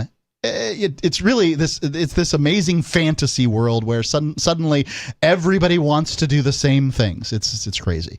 But nonetheless, I was reading this stuff, and I think college students all around, because they haven't had a job, or if they have had a job, they haven't had it for very long. They haven't had to pay bills and a mortgage, and it's like you have to grow up and do these things to know how sort of the market and freedom work. You have to have the economic experience to go with the literature. Well, but here's the thing, though. If you cannot think the thought that government by its nature is evil, then how do you explain the Nazis? Well, sure, they had this huge, extremely powerful government, but that can't be it. Government is by its nature good, so a bigger government should have just been better. I mean, this was democracy. People voted this guy in. So, how do you explain the evil that is Hitler? Well, it must have been these ideas. These ideas are such corrosive ideas that even hearing them might corrupt the entire civilization. Therefore, we have to stop these ideas at any cost. Yeah, well, that just goes to show, right? I mean, like, if if you can be turned by Nazi propaganda, you were a Nazi. Yeah. Like somebody could be talking Nazi propaganda in my ear all day long. I wouldn't go for it. Right. Sorry. Well, and partly because you know how stupid it is. Well, like you have additional information, right? But which is always the real solution to bad information is more information, right? And Mark also is a principled man. He understands what principles are. He understands how to ask the question when somebody presents him with something that may be propaganda. Like, how does this apply to me? Does it fit with my personal philosophy and my principles? That's it. Like, and most people can't even do that. Most people don't even have personal philosophies. So, yeah, this is the state of the world right now, much less the United States of America. Well, and I suppose the unfortunate thing then is that instead of being robots of the first type, where we go, I'm American, that means X, Y, and Z. It means that I have this list of 10 things I'm allowed to do, and everyone gets to keep those 10 things that they're allowed to do. And a big part of that is that we have freedom of speech in this country, and you don't have that elsewhere, and that's what it means to be in America. And I guess it's a shame that we don't have robots doing that anymore. We have robots doing this. Well, and as a free speech absolutist, if you will, I hate using that word absolutist, but my stance on free speech is that none of it should be prevented by anyone. I should be able to say whatever the hell I want to say, whenever the hell I want to say it. Are there consequences to saying things? Sure, absolutely there are. But if you think it needs to be said, you should absolutely be able to say it. The problem that I have with things like the term hate speech, quote unquote, hate speech, is there has to be somebody deciding what is and isn't hate speech, what qualifies as hate speech.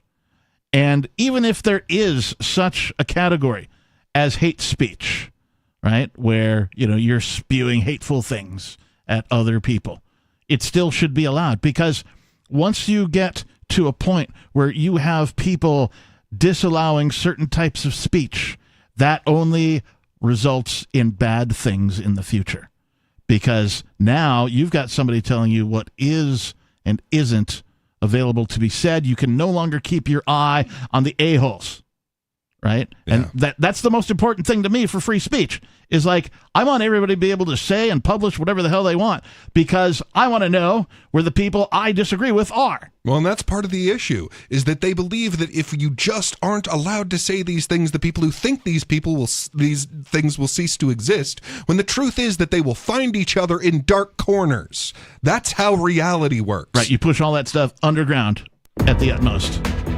And then it looks like they're being persecuted, because they are, right, which makes them look a lot more credible than their thoughts should be.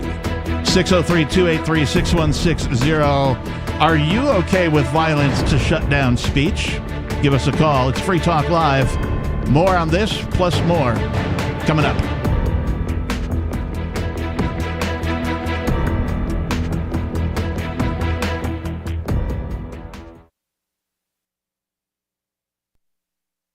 This hour of Free Talk Live is brought to you by Dash Digital Cash. Dash is the cryptocurrency designed to be used for spending. Rising fees have made Bitcoin useless for purchases, but Dash continues to have fees less than 1 cent per transaction, and its features ensure Dash is undefeated as the most useful cryptocurrency in the marketplace.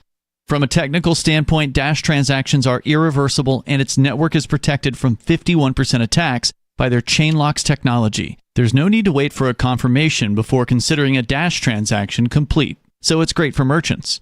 Dash is one of the oldest cryptocurrencies and is widely available on exchanges, including the decentralized Maya protocol, and in multi-crypto wallets. It's easy to get and use Dash. Start by learning more at Dash.org. Big thanks to the Dash DAO for sending us 32 Dash per month to promote Dash on the air. Visit Dash.org to learn about Dash. Dash.org. From Feature Story News in Washington, I'm Nick Harper with the Week in Review. This week, adult film star and star witness Stormy Daniels testified in Donald Trump's hush money case, defending her story of sleeping with the former president. Daniels was on the witness stand in New York for around 7 hours over 2 days. Trump himself denies the affair and has pleaded not guilty to 34 counts of falsifying business records. FSN's Sally Patterson was covering proceedings in New York and sent this report from outside the courthouse. Now, what the prosecution asked Daniels was really about this idea that she had made money and made publicity for herself out of this alleged affair with Donald Trump, because the defense had gone quite hard at this idea that Daniels had only really talked about this story in order to make money and make a name for herself out of this story about having sexual relations with Trump himself. Meanwhile, Donald Trump's trial in the US state of Florida over his handling of classified documents was indefinitely postponed this week. The trial was scheduled to start on May the 20th, but a federal judge pushed it back pending the resolution of pre-trial issues. And all of that as an appeals court in the state of Georgia agreed to review the decision to keep District Attorney Fani Willis on Trump's election interference case. The trial has already been delayed after revelations Willis was romantically involved with the top prosecutor that she herself had hired. FSN's US correspondent Kate Fisher sent this report.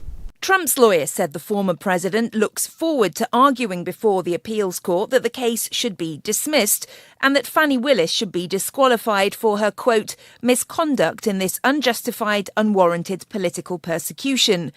Willis was allowed to stay on the case after her lead prosecutor, with whom she'd had the romantic relationship, resigned.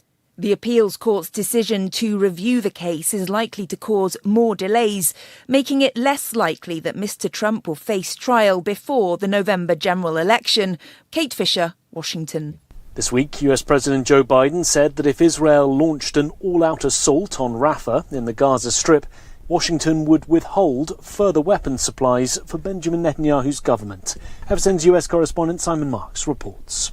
After saying for months that America's support for Israel is ironclad, President Biden backtracked in an interview on CNN. If they go into Rafah, I'm not supplying the weapons that have been used historically to deal with Rafah. It's just wrong. That threat puts the U.S. relationship with Israel at its lowest ebb since the state was founded in 1948. But it also leaves President Biden open to fresh criticism for tolerating so much civilian loss of life in Gaza before holding Israel to account. From bureaus worldwide, this is FSN. Don't miss a moment of Free Talk Live. Get our archives daily via our podcast at feeds.freetalklive.com.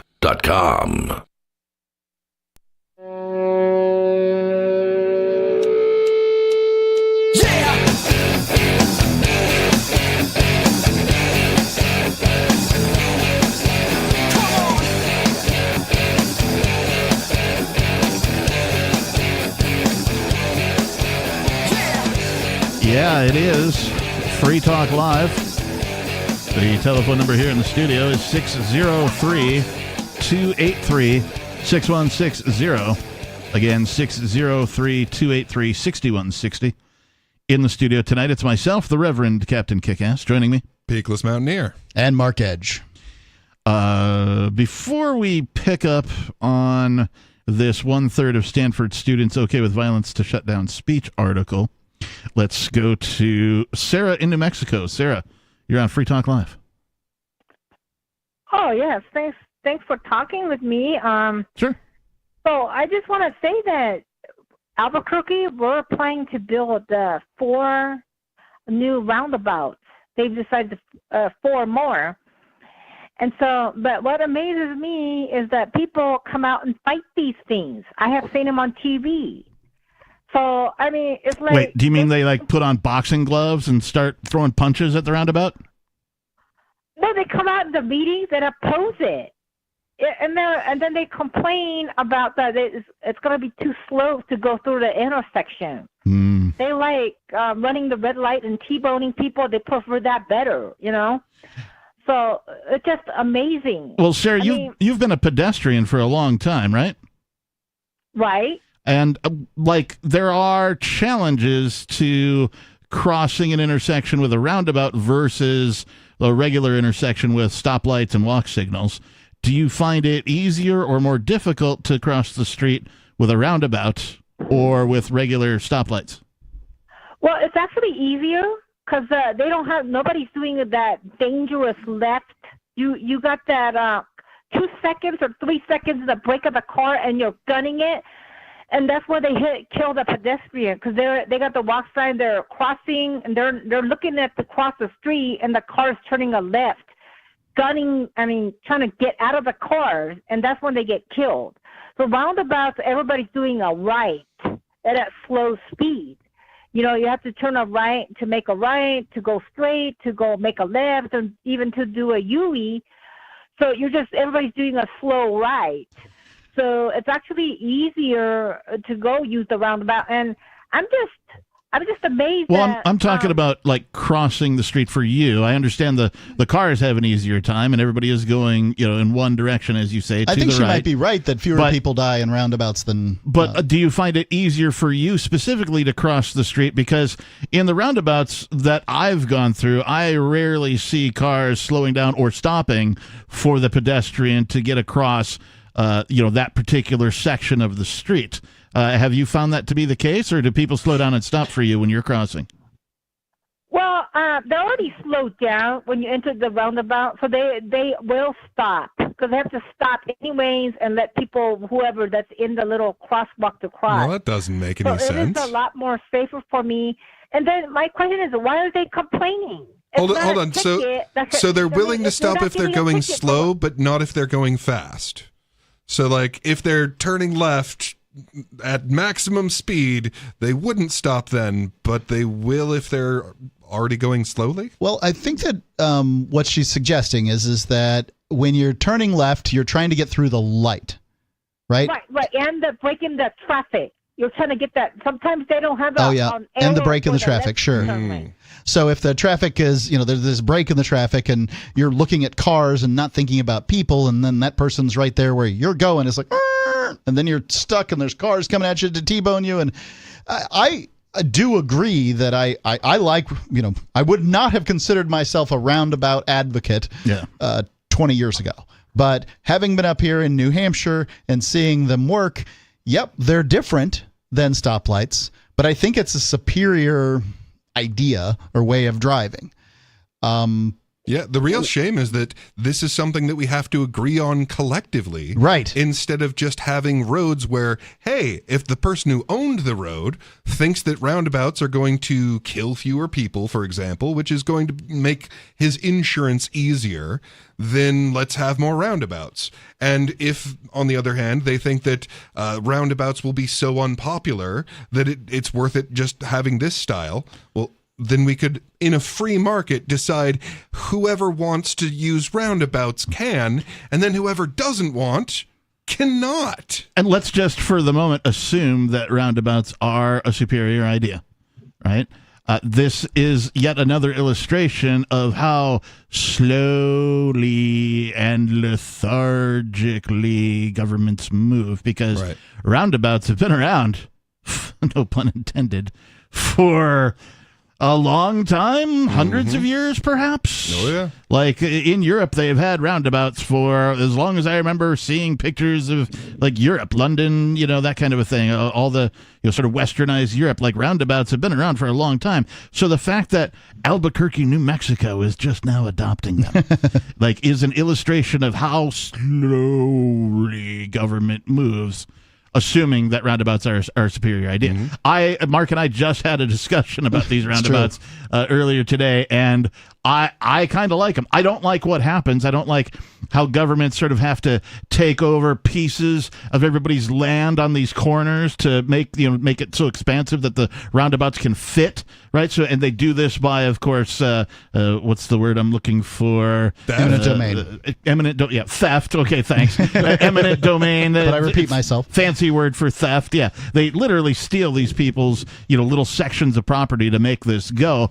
But you mean when they remind people that they don't actually own land, they're renting it from the government, right? As long as the government feels like it, right? Yeah, I think that can't be repeated enough. You do not own your land, ladies and gentlemen. You rent it from the government for as long as they feel like it. Whoever the opposers were that want to go through the intersection fast as possible and kill everybody, well, they were kind of outnumbered, and they were like few and far between, so they just got voted out. If you're not the majority of people, you don't have anything to really go on for too long. So I think the tickets, the red light cameras, people came out in troves and fought that because they don't want to pay that ticket. They don't want it to go on the credit. And it goes to the collection agency. So anything to do with ticket, they came out. But these people, they don't have much to really fight. They just kind of, I think that's what happened. That's what I figured. It wasn't going to be all that many people. So to be clear, then you are in favor of the roundabouts? Well, yeah, something. Of course I am. If something is better than nothing. What is something? In this case, it's something better than T-boning and four-way intersections where people are always trying to cram that yellow light and they get stuck on the red, and then once the first one goes, two other ones follow in Albuquerque. So it's better than nothing. We can't have a cop there on every. I think you and I agree, Sarah, that that roundabouts are better than stoplights. I disagree with red light cameras. Don't like them at all, but a roundabout eliminates that problem. Hey, Sarah, thanks for the call. We appreciate it.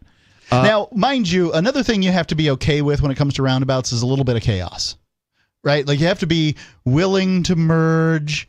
You have to be okay with people not merging at exactly the right place at the right time or anything like that. It's like if you get in there and you're like, I know how to do roundabouts, and the rest of you people are idiots, and I will punish you with my horn, you're going to be unhappy. You're not going to solve anything. You're just going to be unhappy.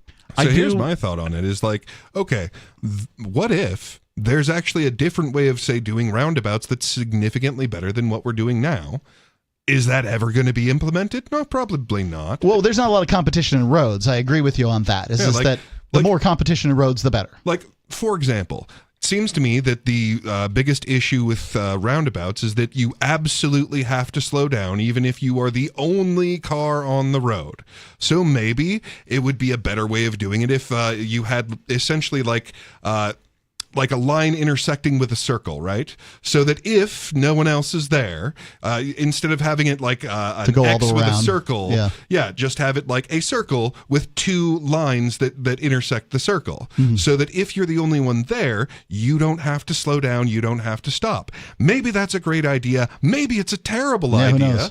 But I mean, we're probably not going to find out until we try it, and we're almost certainly never going to try it as long as everyone has to agree on everything that we do with this land. I do wonder, though, why a government, even a small town government like Keene, New Hampshire, would be in favor of the roundabouts versus the four-way traffic stops, just due to what I'm imagining is a reduction in their revenue theft, their revenue generations.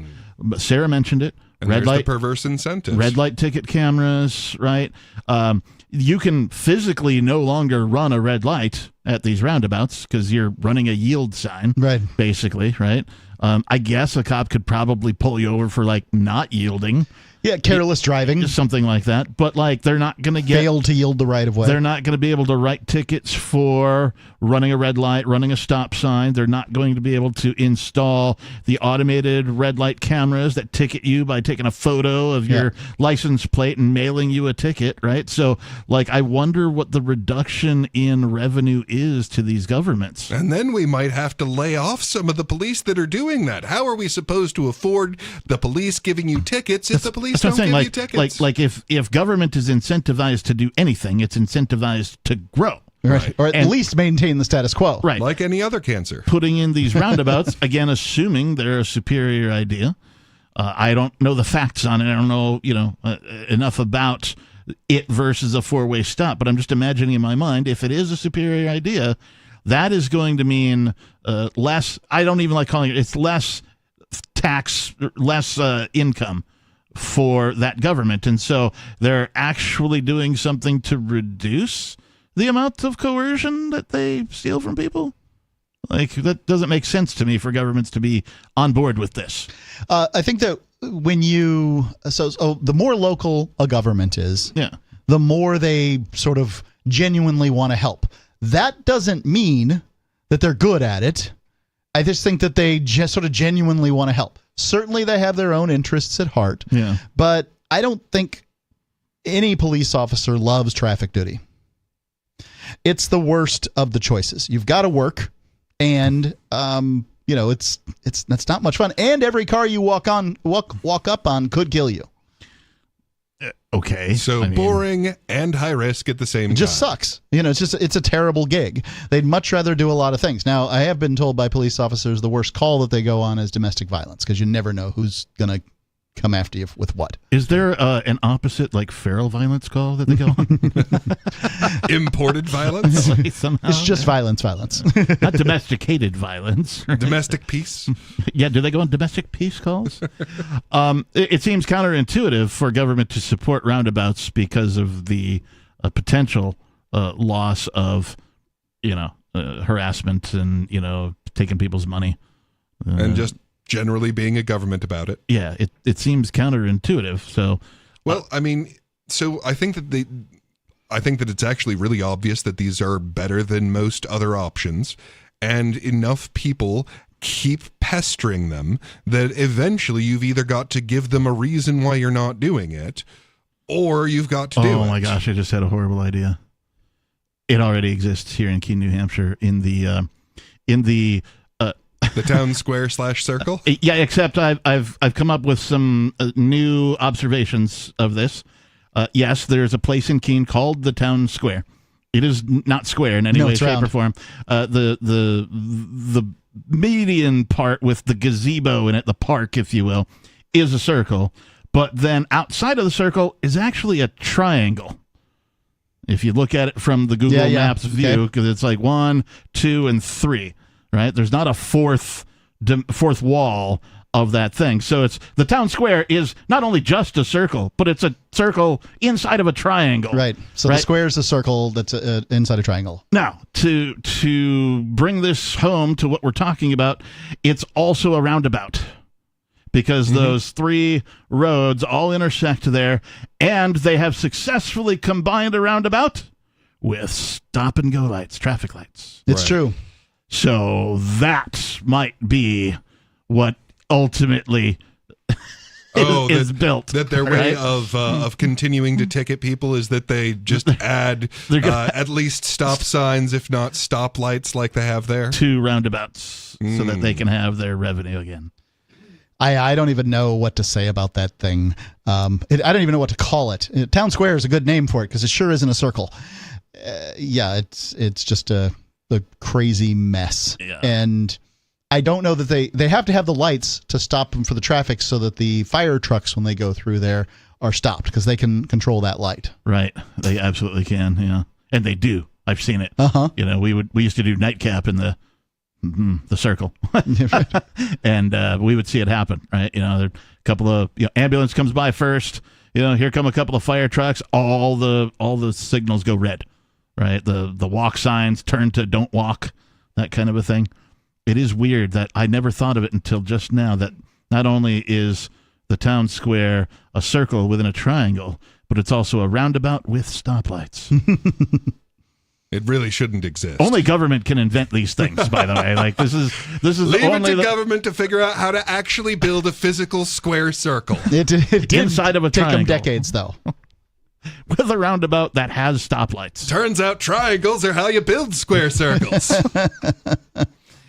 All right, circling back to this article from thecollegefix.com, because earlier in hour number 1, we talked a bit about the U.S. falling to number 55 in press freedom, down 10 spots from a year ago.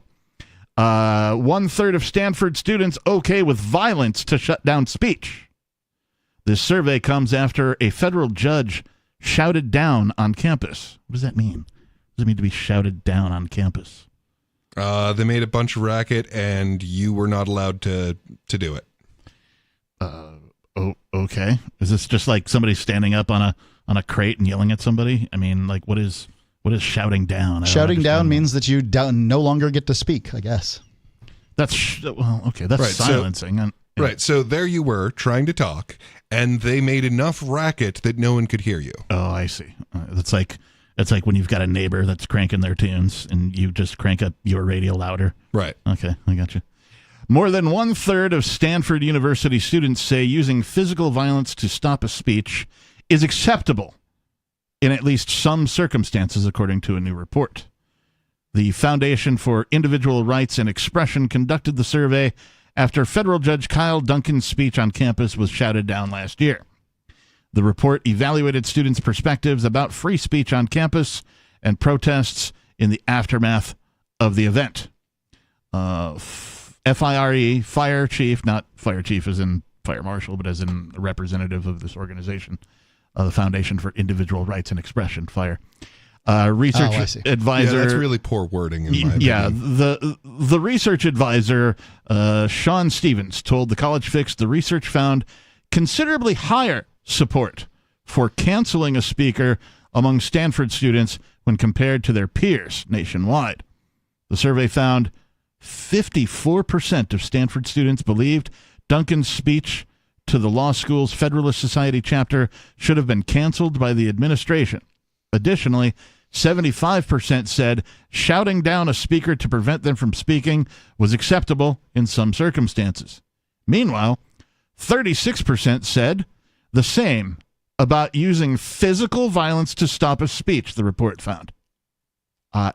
There's a lot of people go to college campuses to give speeches. Sometimes they're invited by different clubs and these kind of things. Yeah. Then students get word of it who don't like what they have to say. They come there and they make a big mess, and thus other opinions aren't heard. And it just, I don't know. Do the students own the campus?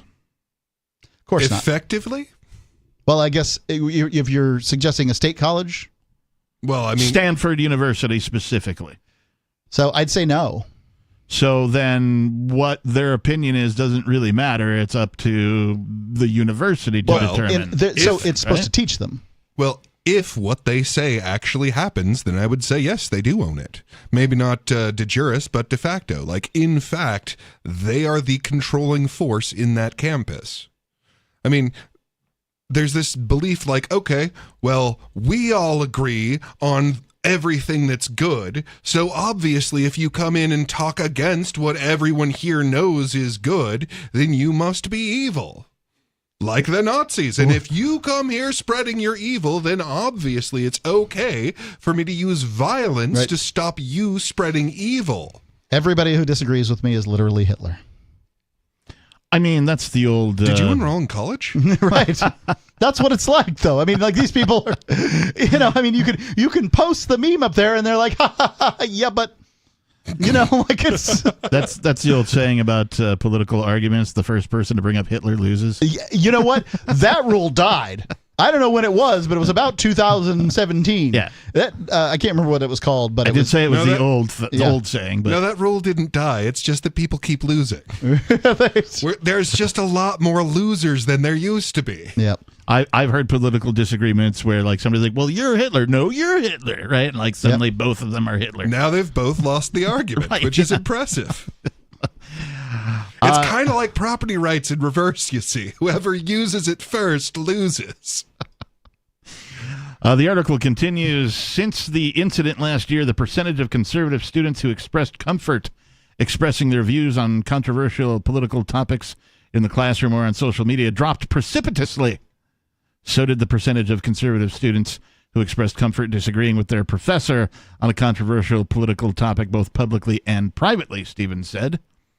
And that's so okay. First of all, no to the violence. Like, if you don't like it, leave. Right? I mean, I hate to say that because it's a phrase libertarians don't like to hear. But if you're somewhere and somebody's giving a speech and you're like, this guy's full of it, well, you have feet. You can walk away. You don't have to participate. Or you can wait until they're done and then speak against it. Right. Use ideas to counter ideas. Yes. So that, and especially if you're really good at pointing out how hilariously stupid this idea is, then you can make fun of it. And not only did you not have to use violence, but everyone who hears that the next time they run into this idea will laugh at it. Secondarily, this particular campus, Stanford, has seen a reduction in their students' comfort with disagreeing with their instructors or their professors, apparently. So people they still disagree, but they're less comfortable doing it. Like, that's got to be like, you internalize that, right? You can't let it out. You feel afraid for some reason to disagree with an idea your professor, whom you or your family has paid good money for you to go to this school and learn from. And one of the ways you learn is by asking questions. Right. Harder the question, the better. And so if you disagree, you're not comfortable disagreeing with this person. Fear of what? What are you afraid of? They're going to kick you out of the school or something? I mean, being wrong. Like, the actual fear is that they are wrong, because then they're in the evil tribe and not the good tribe. And this was ridiculous, right? Like, we all, I don't know what the best ideas are. And I don't know what the ideas that are going to be in place in 50 years, but I know they aren't the same ones. Yeah. Well, those who lack a strong sense of self identify their selves with the ideas that they are propagating. So when you come along and you question those ideas and you threaten to destroy those ideas, then they respond as if you are attempting to murder them. Right. An earlier survey, back to the article, an earlier survey found 45% of conservative students were comfortable publicly disagreeing with a professor, but this dropped to 6% following the disruption of Duncan's speech, according to this report. 6%, down from 45, almost half. Wow. Yeah. This indicates that the shutdown has made it clear to a portion of students that certain viewpoints are not welcome at Stanford, Stevens told The Fix. Stevens said fire has been encouraged by how Stanford has responded to the Judge Duncan shoutdown. But we also think recent trends nationwide in campus deplatforming attempts are very concerning. And we can talk more about what's going on at Stanford and their students regarding free speech and the fact that apparently 36% support violence to shut down speech here on Free Talk Live. 603-283-6160. Hour number 3, Free Talk Live, still to come.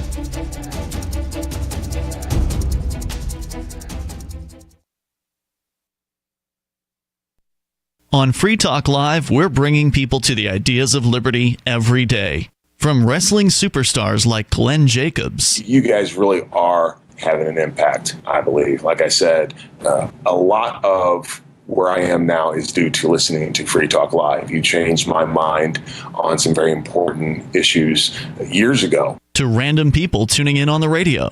I was kind of stuck in the left-right paradigm. I heard your show by chance on a Saturday night. From there, I went on, joined the Free State Project, and become an amplifier. So, I mean, that's really the reason why I amp is because I know that if it wasn't for you guys being on as many stations as you are, I never would have found the ideas of liberty. You can help more people hear the message of liberty by joining Free Talk Live's AMPS program on Patreon for as little as $5 a month. And you'll get access to special perks. Visit amps.freetalklive.com, amps.freetalklive.com.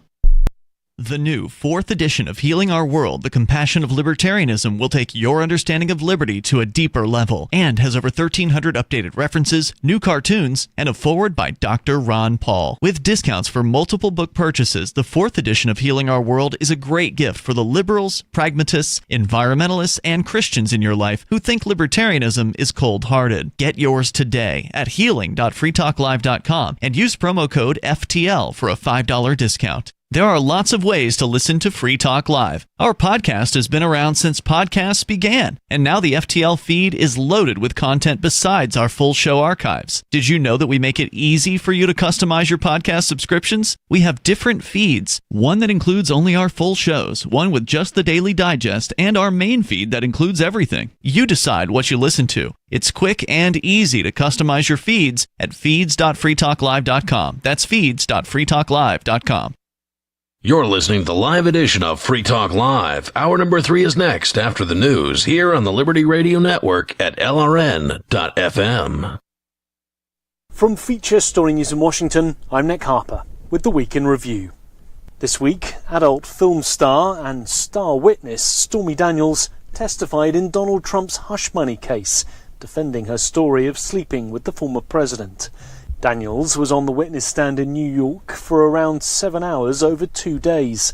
Trump himself denies the affair and has pleaded not guilty to 34 counts of falsifying business records. FSN's Sally Patterson was covering proceedings in New York and sent this report from outside the courthouse. Now, what the prosecution asked Daniels was really about this idea that she had made money and made publicity for herself out of this alleged affair with Donald Trump, because the defense had gone quite hard at this idea that Daniels had only really talked about this story in order to make money and make a name for herself out of this story about having sexual relations with Trump himself. Meanwhile, Donald Trump's trial in the US state of Florida over his handling of classified documents was indefinitely postponed this week. The trial was scheduled to start on May the 20th, but a federal judge pushed it back pending the resolution of pre-trial issues. And all of that as an appeals court in the state of Georgia agreed to review the decision to keep District Attorney Fani Willis on Trump's election interference case. The trial has already been delayed after revelations Willis was romantically involved with the top prosecutor that she herself had hired. FSN's US correspondent Kate Fisher sent this report. Trump's lawyer said the former president looks forward to arguing before the appeals court that the case should be dismissed and that Fani Willis should be disqualified for her, quote, misconduct in this unjustified, unwarranted political persecution. Willis was allowed to stay on the case after her lead prosecutor, with whom she'd had the romantic relationship, resigned. The appeals court's decision to review the case is likely to cause more delays, making it less likely that Mr. Trump will face trial before the November general election. Kate Fisher, Washington. This week, US President Joe Biden said that if Israel launched an all-out assault on Rafah in the Gaza Strip, Washington would withhold further weapons supplies for Benjamin Netanyahu's government. FSN's US correspondent Simon Marks reports. After saying for months that America's support for Israel is ironclad, President Biden backtracked in an interview on CNN. If they go into Rafah, I'm not supplying the weapons that have been used historically to deal with Rafah. It's just wrong. That threat puts the U.S. relationship with Israel at its lowest ebb since the state was founded in 1948. But it also leaves President Biden open to fresh criticism for tolerating so much civilian loss of life in Gaza before holding Israel to account. From bureaus worldwide, this is FSN. The mother of a US soldier detained in Russia says that she begged her son, Gordon Black, not to go. Black was arrested in Vladivostok and charged with stealing from his alleged girlfriend. FSN's Tony Waterman has more. Jones told Fox News that she had a bad feeling about her son visiting his girlfriend in Russia. The two met while in South Korea, where Gordon Black was stationed, but the woman went back to Russia last fall. He will be held until at least July 2nd and faces up to 5 years in prison. This week, Ukrainian President Volodymyr Zelensky dismissed the head of Ukraine's State Protection Department 2 days after the security service detained 2 members for allegedly plotting to assassinate the president. FSN's Megumi Lim sent this report from Kiev. Serhiy Rad, the head of Ukraine's state guards, was dismissed on Thursday, 2 days after the SBU, or Ukraine's state security service, said it uncovered a network of agents plotting to kill President Zelensky. 2 unnamed Ukrainian colonels who were members of the State Guard service accused of helping Russia were detained this week. They were allegedly recruited by Russia's Federal Security Service to leak secret information to Moscow and to identify someone close to the Presidential Guard who would take Zelensky hostage and kill him. Megumi Lim in Kyiv. And this week, Taylor Swift's record-breaking tour came to France, kicking off 6 concerts across Paris and Lyon, with tourists travelling to the country to see the shows. FSN's Ross Cullen sent this report from Paris. Swift's Eras tour finally comes to Europe, kicking off with 4 consecutive nights in the French capital. She will be playing in 12 different European countries. 30% of fans attending her Paris shows will be foreigners, and airlines have seen a jump in tickets from US fans. Cafes, bars and restaurants in the French capital are also expecting a boost from the billion-dollar tour. And that was the Week in Review. That's Feature Story News. Nick Harper reporting. This is the Onion Week in Review, pushed to the breaking point after constantly being taken to task without ever hearing a word of thanks for what it does around here. An overwhelmed and infuriated nation announced Wednesday that it was trying, okay? Jesus Christ. A poll of the American populace revealed that 33% felt they were doing pretty damn well, all things considered, while another 28% just wanted 2 measly minutes without somebody breathing down their damn neck. A group of female friends spent a raucous night on the town Thursday, validating the living shit out of each other. You're the most talented person I know. Eyewitness reports say the women absolutely went to town on a session of non-judgmental reassurances. Last night was crazy. I don't even remember half the uplifting things I said to Karen. We've always been the kind of group that listens hard and consoles even harder. And in other news, a group of semester at sea students steal an anchor for their dorm room. A 5-year-old wants to be an overworked Haitian nanny when he grows up, and every group of friends at a karaoke bar ruins every other group's night. This is the Onion News Network. We're still not sure why you'd want to watch, but our video feed is streaming nightly for free at cam.freetalklive.com.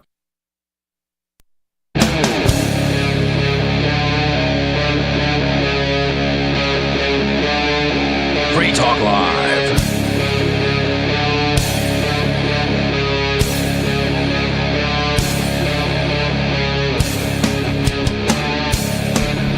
(603-283-6160). That's the magic digits if you want to call in and talk about, well, anything here on Free Talk Live. That's the name of the show you're listening to. If you're just tuning in, you can find out more about us over at freetalklive.com. In the studio tonight, it's myself, the captain, Peakless Mountaineer, and Mark Edge. Before we go on, I want to say thank you to Roger Paxton. Roger Paxton is a gold level amplifier. What does that mean to be a gold level amplifier? Well, you can visit amps.freetalklive.com to find out all about the amplifier program. AMPS stands for Advertise, Market, Promote, and Support.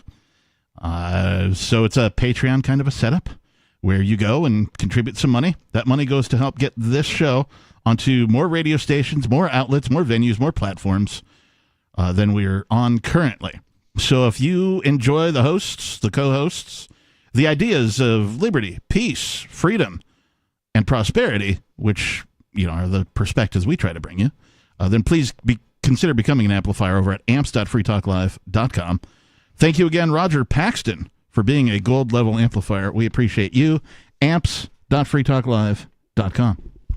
You look like you had something to say, Mark. Oh, I just Roger Paxton's been on the show before, and I'm just surprised to hear his name. Very well. Yep.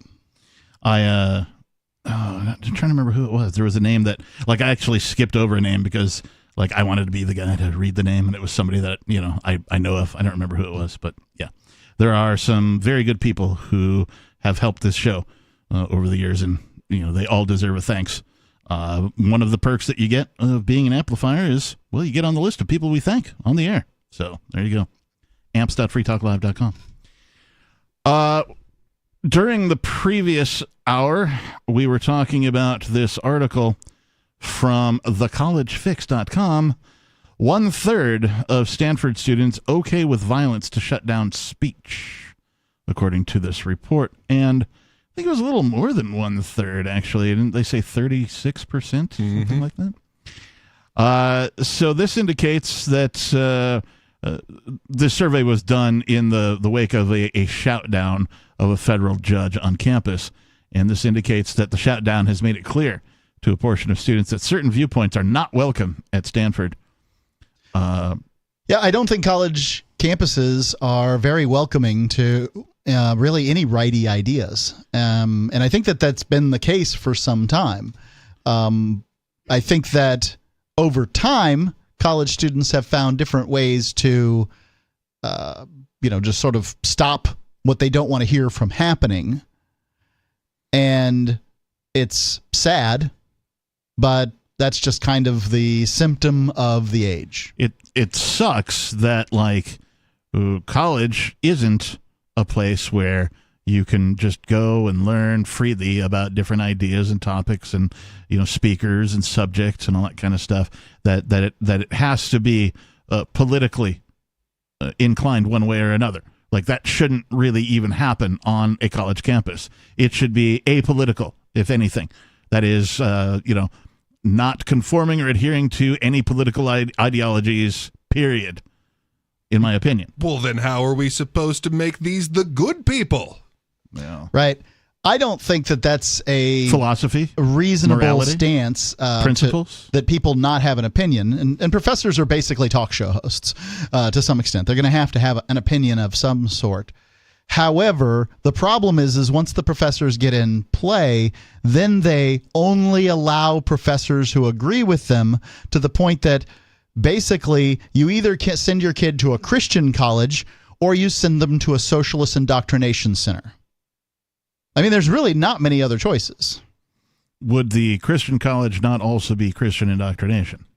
Of course it is. I'll have you know that you can send them to some Christian colleges that are socialist indoctrination. I bet you can, yes. I'd be willing to bet that too. We are asking once again for you to send your children. Well, I mean, that's definitely the reports that I've been hearing for years about Catholic colleges, is that they have become more and more communist indoctrination centers. The article continues. Stevens said FIRE, that's the organization, has been encouraged by how Stanford has responded to the Judge Duncan shoutdown, but we also think recent trends nationwide in campus deplatforming attempts are very concerning, and do not think Stanford, even with their newfound respect for the First Amendment, will be immune to further attempts to deplatform speakers, he said. Newfound respect for the First Amendment?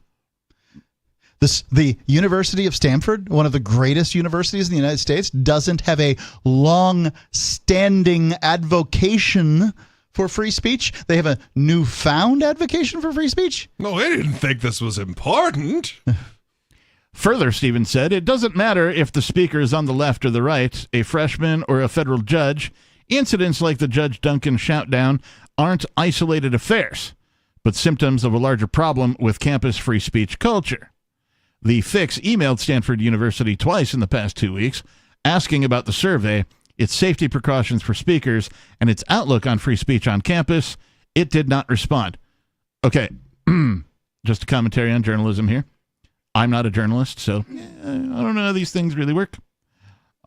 Well, I'd actually say that by the nature of the American system, you are a journalist. Okay, fine. I am an experienced journalist, and I think I have an idea of how these things work. The Fix emailed Stanford University twice in the past 2 weeks. That is not journalism, ladies and gentlemen. You don't just email and then you go, they didn't respond. That's not journalism. You get in your car, you drive somewhere, right? You bump into people. You force them to tell you they have no comment. You bump into people. You do more than email 2 times, right? You make some calls for F6. Well, the reason they mentioned 2 times was because they normally only do it once. That's the minimum. Otherwise, they wouldn't bother. They did not respond by press time with a comment or whatever. I am a journalist. That means that you emailed them once. Yes, that's exactly what it means, yeah. I am a journalist. I will email this entity one time and then publish that they did not respond. And I'll say this as a journalist who has attempted to get comments from organizations. You never know where to email. It's not like you've got, press secretary at Stanford.com, and if they do have that, they don't put it out there on the step, and if they do, the press secretary knows better than to answer your question. Right. You're a journalist. You're the enemy. Right. Yeah. But that's what I mean. Like journalism, it's difficult. You have to put action into it. I mean, sending 2 emails. I'm not saying that's all they did. This article is saying that's all they did. Yes. That's lazy. That is the height of lazy journalism. It's not what you expect as a journalism consumer. Right. Yeah, the thing about all of this really is just a matter of claiming territory. This is a tribe that believes in their heart of hearts, and quite accurately, obviously, this is theirs. They peed on it. It belongs to them. So whatever thoughts do not go along with what we identify, they are not allowed to be spoken on this thing that is ours. Never mind any of this ideas of comparing thoughts and finding truth. No. We are this tribe. We own this campus. You can't do that here. I don't want to hear it. Did either of you, Mark Peakless, did either of you gain some perspective from like your parental units, and then later on, like you absconded that particular perspective? Like, is there something that like now you've learned over time and learning and education and becoming an adult that is different from your parents? A tremendous amount. Yeah. I think that how does that occur? How does it happen? Yeah, how does it happen? Education. Right. So like as a child, you just you basically adopt whatever opinions your parental units have. Yeah, right? pretty much. That's the par thing. for the course. That's how it works. And most people never change when it comes to politics. That is true, but you most likely vote the way your mom did. Right. But some people do change their mind over the course of time. That comes about by being exposed to new ideas, right? Right. So that's where Stanford is failing. Yeah, absolutely. Abysmally. Yeah. And without being exposed to these ideas, you can't discover who you in fact are. You just become a clone of where you were brought up. Yeah. I'd point out the reason that you are more likely to vote the way your mom did than the way your dad did is because more Americans grew up with their moms than they did with their dads. So if you grew up in a household where you had a dad in the house, you're more likely to believe what he believes from a political standpoint. Really? Yeah. That's very surprising because generally speaking, like throughout human history, women have always had a disproportional influence on culture. You see it in things like where 2 different ethnicities come together, like, okay, well, what were their kids named? Almost always the mother's culture. And, that's one of just an example of where you can see things that are recorded through history. And yeah, it's pretty much always just a disproportionately huge effect on the mother, which if you're a man trying to have a family is why it's so bloody important you pick the right woman, because she will have probably a bigger influence than you on what those children value. Yeah, it's the single most important decision you're going to make in your life is who you're going to marry. Right. And, for a whole variety of reasons. I have found in past relationships, girlfriends and that type of thing, that if they had a political stance, I recall hearing it more often that like, well, my daddy was a Republican and so I vote Republican, or my daddy was a conservative, or my daddy was a liberal, or whatever, right? And so that's how I vote, right? But looking back on it now, I believe that none of these people knew what the hell they were talking about. And that's not to diss on these people, right? Because I think a lot of young people will say a thing like, yeah, I'm a Republican. Yeah, I'm a Democrat, right? For example, but they don't know what that means, right? They just say it because that's what their mom and dad were. Right. And so that must be what they are, too. But they've never actually looked into like the definitions of it to determine whether or not that aligns with them as a human being. Sure. They've just adopted it without looking into the meaning, in the same way that I say something like, man, I really like Star Wars. Right? Now, I've seen all the Star Wars movie, but I am not a nerd of Potsy-like proportions when it comes to Star Wars, right? Like, you can mention, some obscure thing that, a majority of the Star Wars nerds know, and I'll be like, I don't know, what's that? And then people will look at me like, you don't know? Right. Right? Why don't you know? Right. And this is what I think the young people, when it comes to politics, they're having that same reaction. They don't want to have that reaction, so they say something like, yeah, I'm a Democrat, I'm a Republican, but they've never really actually looked into what does that mean? What are the definitions of these things? Because if they did ever look into those things, they would know things like, well, a Republican today is what a Democrat used to be, like 15 years ago. Yeah, or 30 years ago even. They've flip-flopped. Right. On, JFK, on if he ran on his platform today, would have to run as a Republican. Right. And I think that here's where I feel bad for the Republican Party for not the party. I don't feel bad for them at all. I wonder how many potential voters the Republicans lost simply because, the Republicans of the past had to hate on the gays, right? Like, the gays were never bothering us. They weren't going in our bathrooms, right? And anything like that. It was pretty mild comparative. It might have been a sin, but so what? People were sinning all over. Right. If you go to church, they're sinning every day. And, so whatever the case may be, are there things wrong with their lifestyle? Fine. We can talk about that. But they didn't make gays feel welcome in the Republican Party, and so therefore you had all these Gen Xers and probably a good portion of millennials that basically said, well, I guess I must be a Democrat because I have gay friends. Right. And you're like, how many people were lost? And then 9/11 with, you have the essentially somehow the Mexicans got thrown in with Al Qaeda, and you had like them hating on everybody who wanted to come here and live a better life. Yeah. And I don't want to let terrorists in the country either, but it's probably the United States' foreign policy that resulted in the terrorism, nothing else. Right. At least that's what you hear when you listen to the terrorists. Right.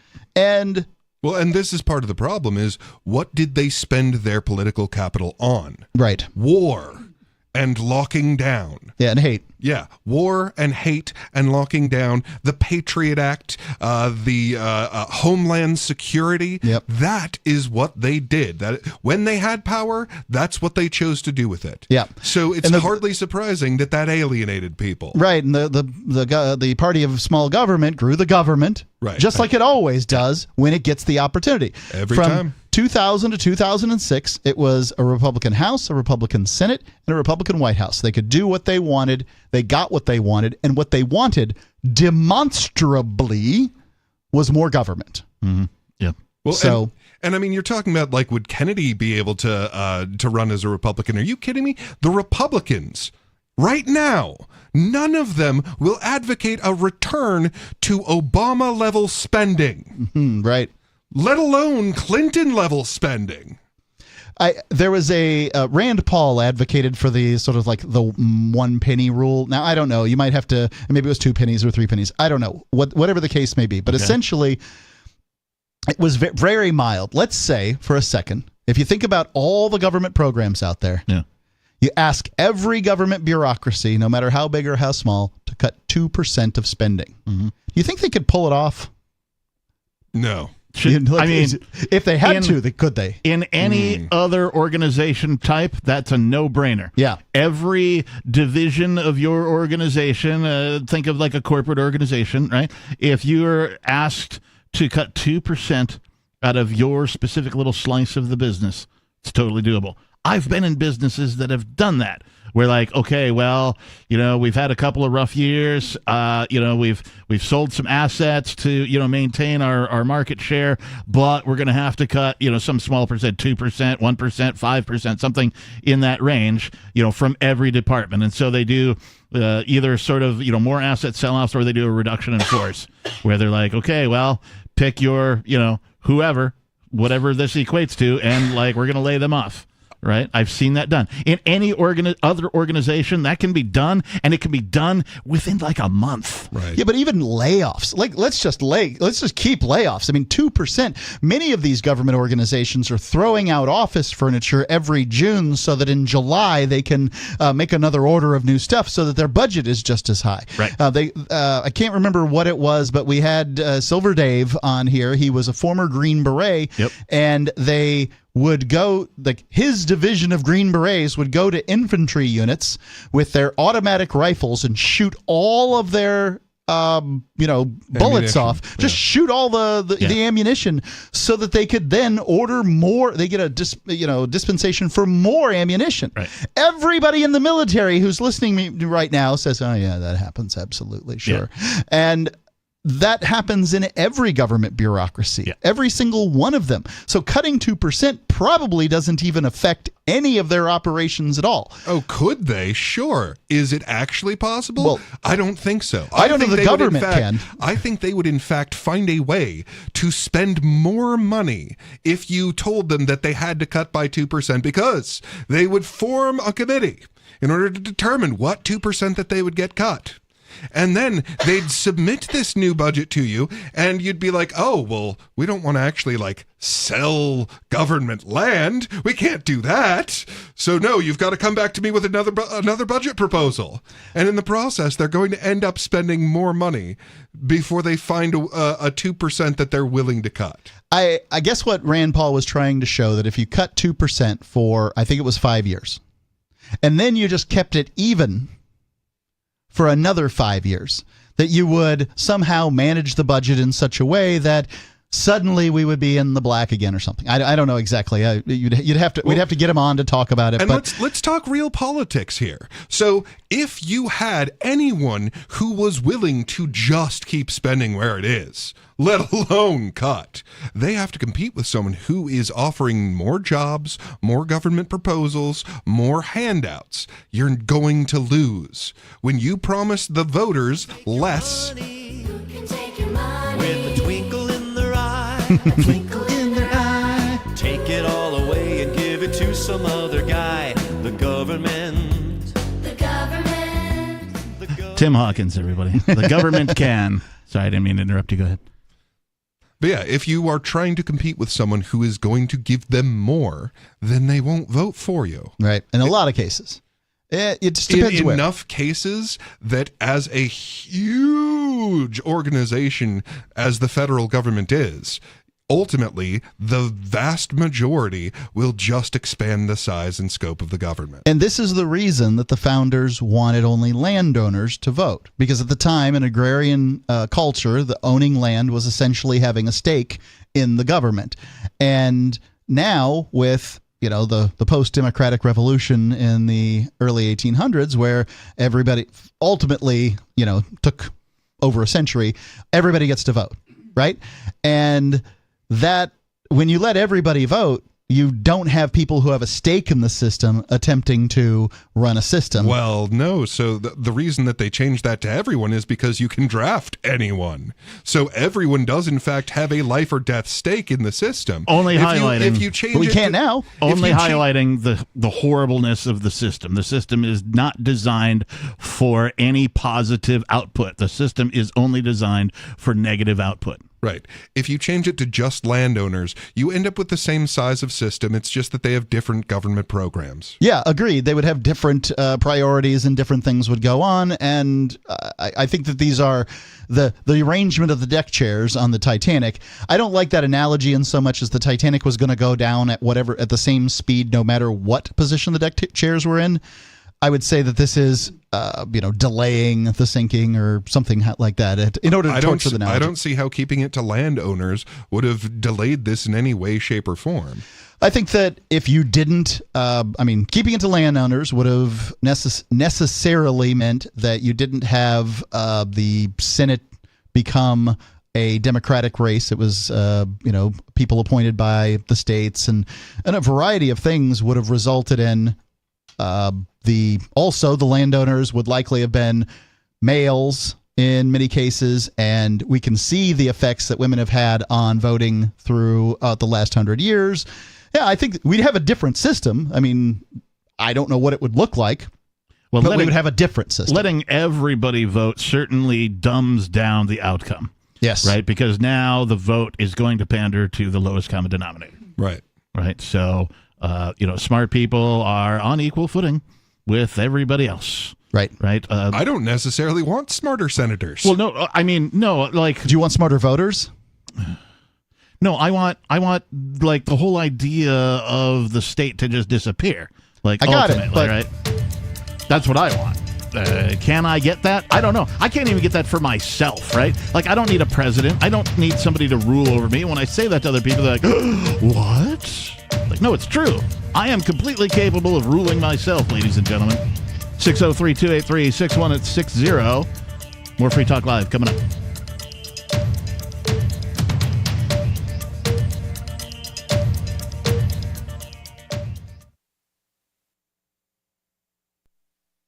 Join liberty-minded voluntarists, anarchists, and libertarians from June 13th through the 16th for the 8th annual Fork Fest at Rogers Campground in the beautiful White Mountains of New Hampshire.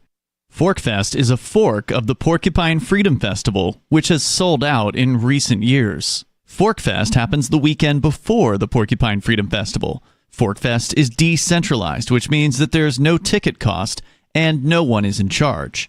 All you have to do to join the fun is reserve your camping site, RV site, or motel room with Rogers Campground for June 13th through the 16th. You can find out more at the unofficial website, forkfest.party. You can also connect with other attendees on the Forkfest Telegram and Matrix chat rooms, as well as the Forkfest forum. You can find links to those at forkfest.party. We hope to see you there June 13th through the 16th. Forkfest.party. From Feature Story News in Washington, I'm Nick Harper with the Week in Review. This week, adult film star and star witness Stormy Daniels testified in Donald Trump's hush money case, defending her story of sleeping with the former president. Daniels was on the witness stand in New York for around 7 hours over 2 days. Trump himself denies the affair and has pleaded not guilty to 34 counts of falsifying business records. FSN's Sally Patterson was covering proceedings in New York and sent this report from outside the courthouse. Now, what the prosecution asked Daniels was really about this idea that she had made money and made publicity for herself out of this alleged affair with Donald Trump, because the defense had gone quite hard at this idea that Daniels had only really talked about this story in order to make money and make a name for herself out of this story about having sexual relations with Trump himself. Meanwhile, Donald Trump's trial in the US state of Florida over his handling of classified documents was indefinitely postponed this week. The trial was scheduled to start on May the 20th, but a federal judge pushed it back pending the resolution of pre-trial issues. And all of that as an appeals court in the state of Georgia agreed to review the decision to keep District Attorney Fani Willis on Trump's election interference case. The trial has already been delayed after revelations Willis was romantically involved with the top prosecutor that she herself had hired. FSN's US correspondent Kate Fisher sent this report. Trump's lawyer said the former president looks forward to arguing before the appeals court that the case should be dismissed and that Fani Willis should be disqualified for her, quote, misconduct in this unjustified, unwarranted political persecution. Willis was allowed to stay on the case after her lead prosecutor, with whom she'd had the romantic relationship, resigned. The appeals court's decision to review the case is likely to cause more delays, making it less likely that Mr. Trump will face trial before the November general election. Kate Fisher, Washington. This week, US President Joe Biden said that if Israel launched an all-out assault on Rafah in the Gaza Strip, Washington would withhold further weapons supplies for Benjamin Netanyahu's government. FSN's US correspondent Simon Marks reports. After saying for months that America's support for Israel is ironclad, President Biden backtracked in an interview on CNN. They go into Rafah. I'm not supplying the weapons that have been used historically to deal with Rafah. It's just wrong. That threat puts the U.S. relationship with Israel at its lowest ebb since the state was founded in 1948.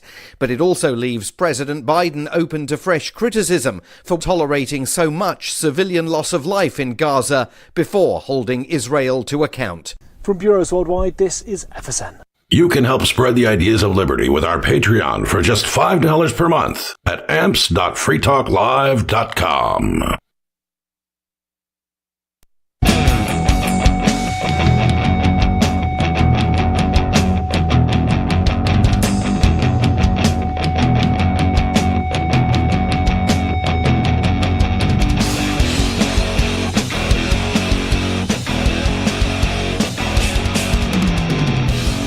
It's the final half hour of tonight's edition of Free Talk Live. In the studio tonight, it's myself, the Reverend Captain Kickass, joining me. Bakeless Mountaineer. And Mark Edge. Before we go on, Free Talk Live is brought to you by Fork Fest, happening June 13th through the 16th at Rogers Campground in the beautiful White Mountains of New Hampshire. Fork Fest is a fork of the Porcupine Freedom Festival. Forkfest is decentralized, so there's no ticket cost, and no one is in charge. For more information and to connect with other attendees, you can visit the unofficial website, forkfest.party. That's forkfest.party. I hope to see you there. I'm going to be there. I can't really announce anything yet, but I'm trying to plan a thing for what I like to call Porkfest Eve. So the last day of Forkfest. Sunday. Is Forkfest before Porkfest? Forkfest is occurring before Porkfest. Okay. So on the 16th, the last day of Forkfest, I'm trying to plan a thing in the big green tent. So if y'all have been there before, you know where to go. You know where to go. I was speaking to the listeners, but that's okay. You're a listener as well as a host and a founder. Sorry, what'd you say? I wasn't listening. He's not a listener. Don't make me mute you, bro. I will cancel you. No, I won't. It's fine. I think we're. Am I on a college campus? Did you go to Stanford? Oh no, you're just gonna make me quiet instead of punching me. I wouldn't punch you. Well, you'll never get into Stanford with that attitude.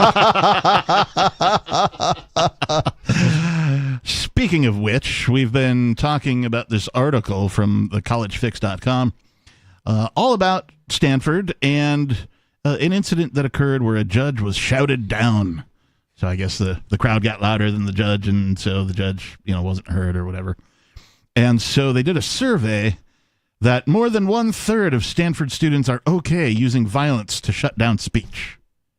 One of the most anti-freedom things I've ever heard coming out of a college campus. Maybe not the most, but I can't think of what the most would be, but this is certainly disturbing. It should be disturbing to many of you just for that reason alone. Continuing on, Stanford Law School's Federalist Society, which hosted the event with Judge Duncan, also did not respond to 2 email requests for comment in the past 2 weeks asking about the survey and the free speech atmosphere on campus. So, well, I guess this journalist sent 4 total emails now. Ooh. Heavy journalism. Way to act. This one's a hard worker. Yeah. Shouting down speakers has become a problem at universities in recent years. A similar incident took place at Yale Law School in 2022 when protesters disrupted a Federalist Society event with the Alliance Defending Freedom attorney Christian Wagoner, who students alleged put queer students at risk of harm. Right. Well, this is always the claim is that whatever you have to say that is disliked by whatever the powerful interest group is. You mean hate speech? Right. The hate speech. Whatever that might be, that puts them in danger simply by saying the things. It empowers those that would beat us up. Well, you see, Mark, government is good and we have lots of that. But if you combine this good with hate speech, you get Nazis. So the only thing to do is to make sure that none of the hate speech happens so that we don't turn into Nazis. Is that the premise? Yeah, because I think that might be the premise. Yeah, no, that is actually the premise. That's the premise is that government's good, we must have government.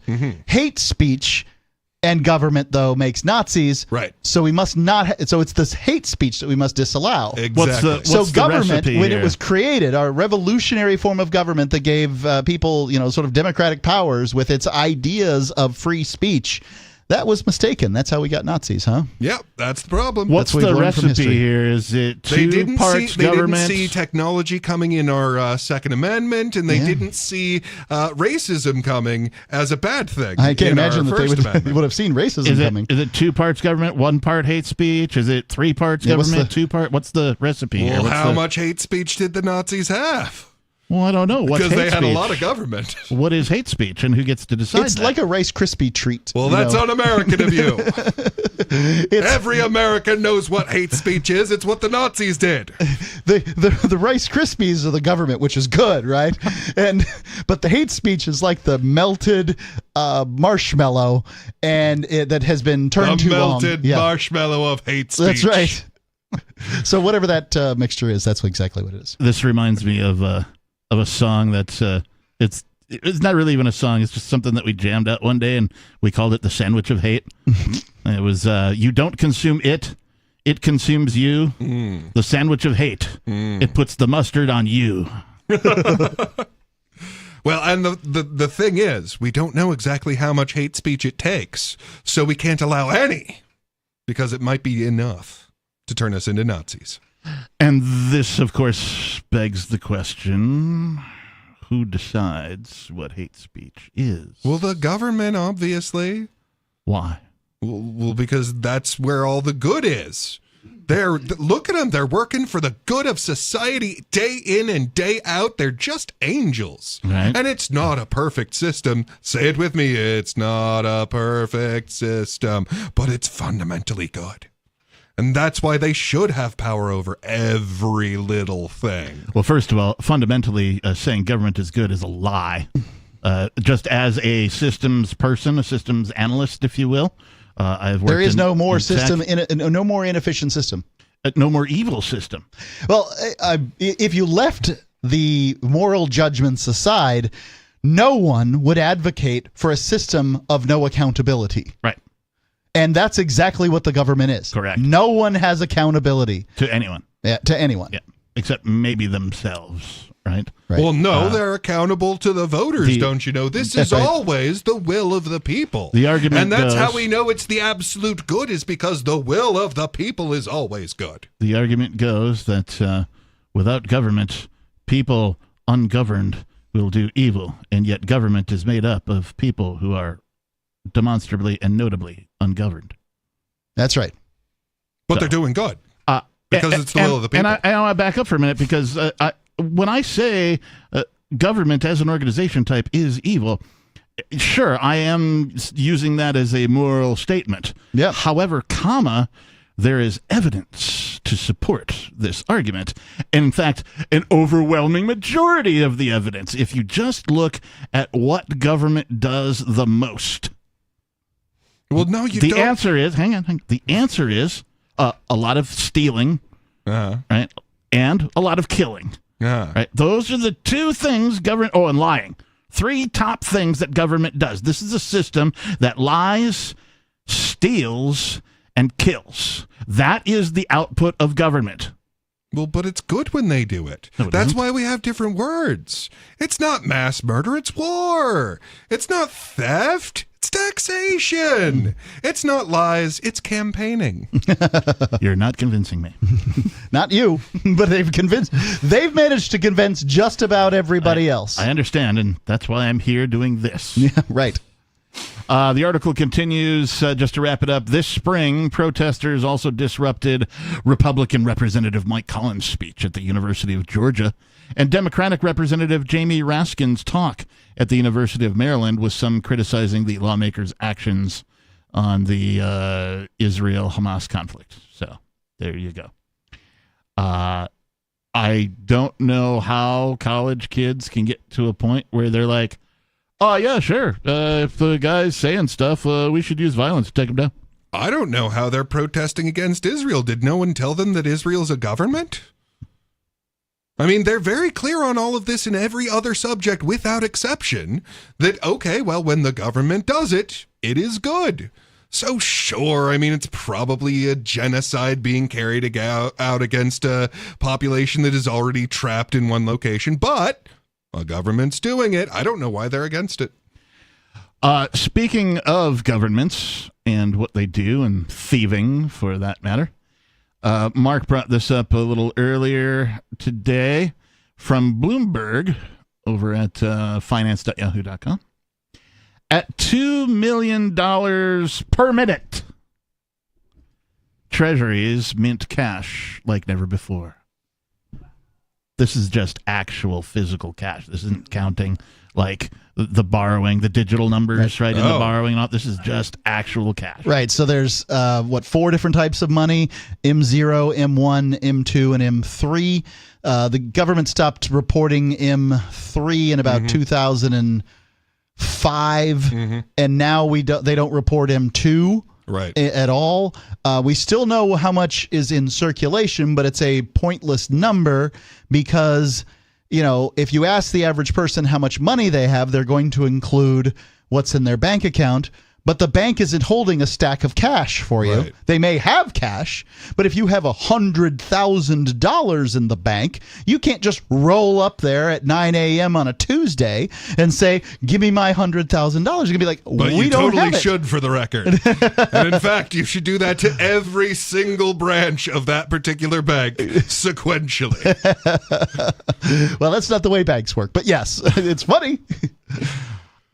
This story goes into a bunch of, tangents. Yeah, basically what it is that, they're printing what was it? Say the numbers again. At $2 million per minute. $2 million per minute. They're printing $100 bills, essentially. And it's just incredible. Well, don't you understand, Mark, that kind of information is a threat to national security? What? It's a news story. Money printer go. Well, no, I'm saying having accurate knowledge of the kinds of money and their total quantity is a threat to national security. Oh, I see what you're saying. Well, if we have accurate data about money, then people won't trust the American dollar. That's the truth. It could lose its status as the world reserve currency, Mark. Do you want to speak Chinese? That's right. Because God knows the yuan isn't mismanaged. Right. Just this little excerpt here. The numbers tell the story. Last year, investors pocketed nearly $900 billion in annual interest from U.S. government debt, double the average over the previous decade. Double over the previous decade. Mm-hmm. That is. When I think about $100 bills, my mind goes back to what things cost when I was a kid. Right. Yeah. And in many cases, 25-cent pop cans on a soda machine. Yeah, when I was really young. Yeah. But now I think you can probably get a soda for $1.25. $2. $1.50 is no, like. I remember the 25-cent cans were the ones that were Sam's Club. Oh. If you wanted name brand, it was 50 you're a cents. lot younger than he and I. Yeah, that's true. These were name brand ones for 25 cents. Yeah, I could get a can of Coca-Cola, the OG recipe for 25 so the Sam's cents. Club were like 10 cents? And I'm thinking there was no Sam's Club at that because time. you didn't have to compete for the quarter cost of soda. We were lucky to have carbonation back then. My carbonation had to walk uphill both ways. That's right. Barefoot. When I think that candy bars were like 25 cents, I don't know what number to say that the value of the dollar has decreased. But I think I can say this with some authority: is that sometime in my youth, that essentially a $20 bill was worth what a $100 bill is worth now. Yeah, 20 is the new 5. And there is no $500 bill. Right. So now, soon, we've printed a whole bunch more money. Soon the $100 bill will be worth half what it is worth now. And so it just keeps getting less and less valuable. We need more $100 bills because we need as many $100 bills as we did 20s back in the day. Mm-hmm. And then, remember, ladies and gentlemen, they're still spending 6 cents to make a penny. Mm-hmm. Right, to produce a penny so that you can pay tax. I mean, what else is it for? What's a penny besides just leaving that little tray to move back and forth to produce an easy way to penny? collect zinc, right? It costs 6 cents. So. I just like having all of those little busts of Lincoln. Right. I love them. I don't know. I mean, it's just so crazy. And then people don't want to use dollar coins, even though coins last longer. It's just a crazy system that we've got going. Well, and I love how deliciously evil all of those regulations are of like, oh, well, it's only for these huge amounts. Yeah. Like, no, we're only talking about like $100,000 is when this kicks in. Oh, but if you devalue the currency so that you can buy with 100,000 what you used to be able to buy with 1,000, right, all of a sudden those regulations don't seem quite so reasonable. All right, I want to do a whiplash segue here, guys. So that means, no real segue. We're just going to like pop into it. Because Peakless, I know you want to talk about this. I at least want to get it a mention. This from ZeroHedge.com. AstraZeneca pulls COVID vaccine after admitting rare side effect. That's right. How rare, you might ask? Well, unrare enough that they need to pull it. The decision marks the end of the vaccine once hailed as a triumph for British science by Boris Johnson. But I repeat myself. Yeah. So this is this really interesting transition that they're attempting to do where like, okay, can we just like do all of this and get our credibility back without ever admitting that we were wrong about everything? Can we do that? I don't even know. Well, it was just pure coincidence that all of you people who question the government were right about everything on this. Right. Pure coincidence. I mean, they were complaining about the government haters. And I'm not talking about people like me. I'm talking about the large amount of people out there, the people that will vote for Trump simply because he says drain the swamp, right? Those kind of people, the government haters. They may not be, they may not have a plan, but they know what they hate. Then COVID comes along and all these ridiculous, they called us grandma killers. They did.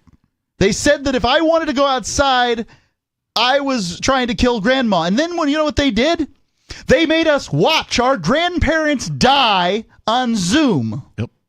We couldn't be there to hold their hands. Right. All because these crazy sycophants, these hypochondriacs, these agoraphobics were like, we can't go outside. And now we've got a generation of kids who can't answer a telephone. My God. You people, you people, you Americans have the country that you deserve. And it isn't, something's got to happen, ladies and gentlemen, and I don't know what it is. I do have hope for the Zoomers, what they're calling Gen Z. I don't like calling them Gen Z, but I have hope for the Zoomers. They seem to be a real practical lot. So, and just a quick thought. Do you think that maybe it actually hurt Grandma's health to not ever come into physical contact with her children? Yeah. Or her grandchildren. Imagine being at the end of your life and not being able to hug your family. Right. Like, if you question this, it's an easy experiment to perform. Go completely without human contact for an extended period of time and see what it does to your health. I can tell you something. We need each other. Yep. Human beings are built in such a way that we start to die without each other in physical proximity. And these petty tyrants, every one of them, were all getting all the physical contact with human beings that they needed. They'd break the rules. Yeah. And I'm not talking about the government officials, the sick and disgusting little Nazis that run us. I'm talking about the advocates online, the shamers. They were going out and sneaking around and doing whatever they were doing. They were just saying you couldn't do it. Right. Because they knew better. Those are the people that need their faces shoved in it. Yeah. Bad dog. Ladies. Bad dog. Ladies and gentlemen, it's election season this year, right? This year is an election year. So remember all of this, please. The article continues, the timing of the withdrawal follows months of intense scrutiny over, they downplay this, a rare side effect. Of course they do. In a recent high court document, how high were they? Snoop Dogg high? I don't know. In a recent high court document, the company admitted that Vaxzevria, that's the name of this particular vaccine that they put out, in very rare instances, could cause thrombosis with thrombocytopenia syndrome, TTS, which has been linked to at least 81 deaths in the UK alone. Despite these admissions, AstraZeneca maintains that the decision to pull the vaccine is unrelated to ongoing legal challenges or its potential side effects. Yeah. It has nothing to do with the fact that they're suing us into oblivion that we've decided to stop giving them ammunition to sue us into oblivion. Nothing to do with it. Right. Legal experts... It's still safe and effective. Legal experts and victims, however, see the withdrawal as a vindication of their long-held concerns over the vaccine's safety. To those who we represent, all of whom have suffered bereavement or serious injury as a result of the AstraZeneca vaccine, this decision to withdraw marketing authorization, ending the usage of the AstraZeneca vaccine in the EU, will be welcomed, said Sarah Moore, a partner at Lede, the law firm representing many of the claimants. Apparently there's a lawsuit going on in the UK, and there's a law firm representing them all. It will be seen as a decision linked with AstraZeneca's recent admission that the vaccine can cause TTS and the fact that regulators across the world suspended or stopped usage of the vaccine following concerns. No, they didn't. No, these concerns were raised before the vaccine was even released. This article is full of crap. Well, I mean, I don't know about the specifics of it all, but I would say that pretty much anybody said, hey, look, we don't know what this is going to do, and which shouldn't be forced on people. And it darn sure was forced on people. Mm-hmm. Sorry, you're going to have to lose your job. And there's still people out there that haven't gotten their jobs back, and this news is coming out. This is just disgusting. Yeah, how about replatforming everyone who was kicked off for specifically saying that the AstraZeneca vaccine wasn't safe? This is what I actually titled when I posted this in the show chat.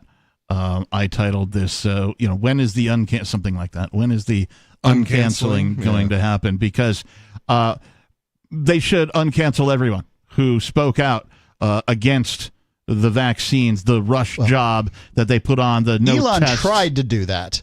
Did he? Kanye West, just couldn't. I don't remember Elon trying to do anything of that nature. Oh yeah, he did. Absolutely, he released all kinds of information about what the government was trying to force. What the government did force Twitter to do. The Twitter files. Yeah, he released a lot of information on there. He did replatform. I think he ended up even giving Alex Jones his platform back eventually. Yeah, I don't know whether he kept it. Some of these people haven't been able to keep it. Look, I don't, worship this guy. Hiring somebody to, go through and release the Twitter files is a far cry from somebody saying, hey, what you're doing is wrong. Rushing these vaccines is wrong. People will I don't die. think anyone knew. I don't think anyone really knew what was going to happen with the vaccines. Remember, there are a lot of people who are shoving to the front of the line too. Mm-hmm. And that was sort of another thing about the vaccines is it's racist. The privileged people are getting them first. And I didn't want to I didn't get in line, even though supposedly as a talk show host I was able to, since I was, somehow had to go out to work, that I would be able to get it first. And I'm like, no thanks. You guys take the shot first. We'll see what happens. And there were plenty of people to take it. And part of the reason that people were so in favor of this at the time was there was this promise that once we got the vaccine, we would go back to normal. And we never did. No. We still haven't gotten back to normal. Well, and then, of course, what is normal, right?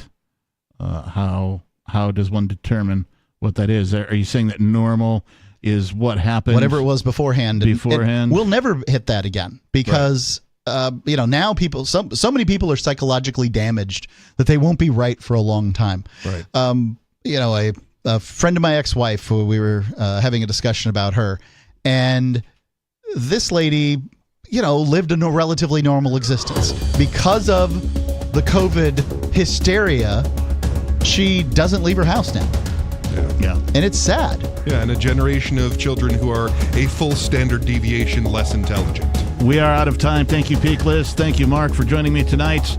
If you missed any part of our program, please find the archives over at freetalklive.com under the Resources tab. Thanks and peace.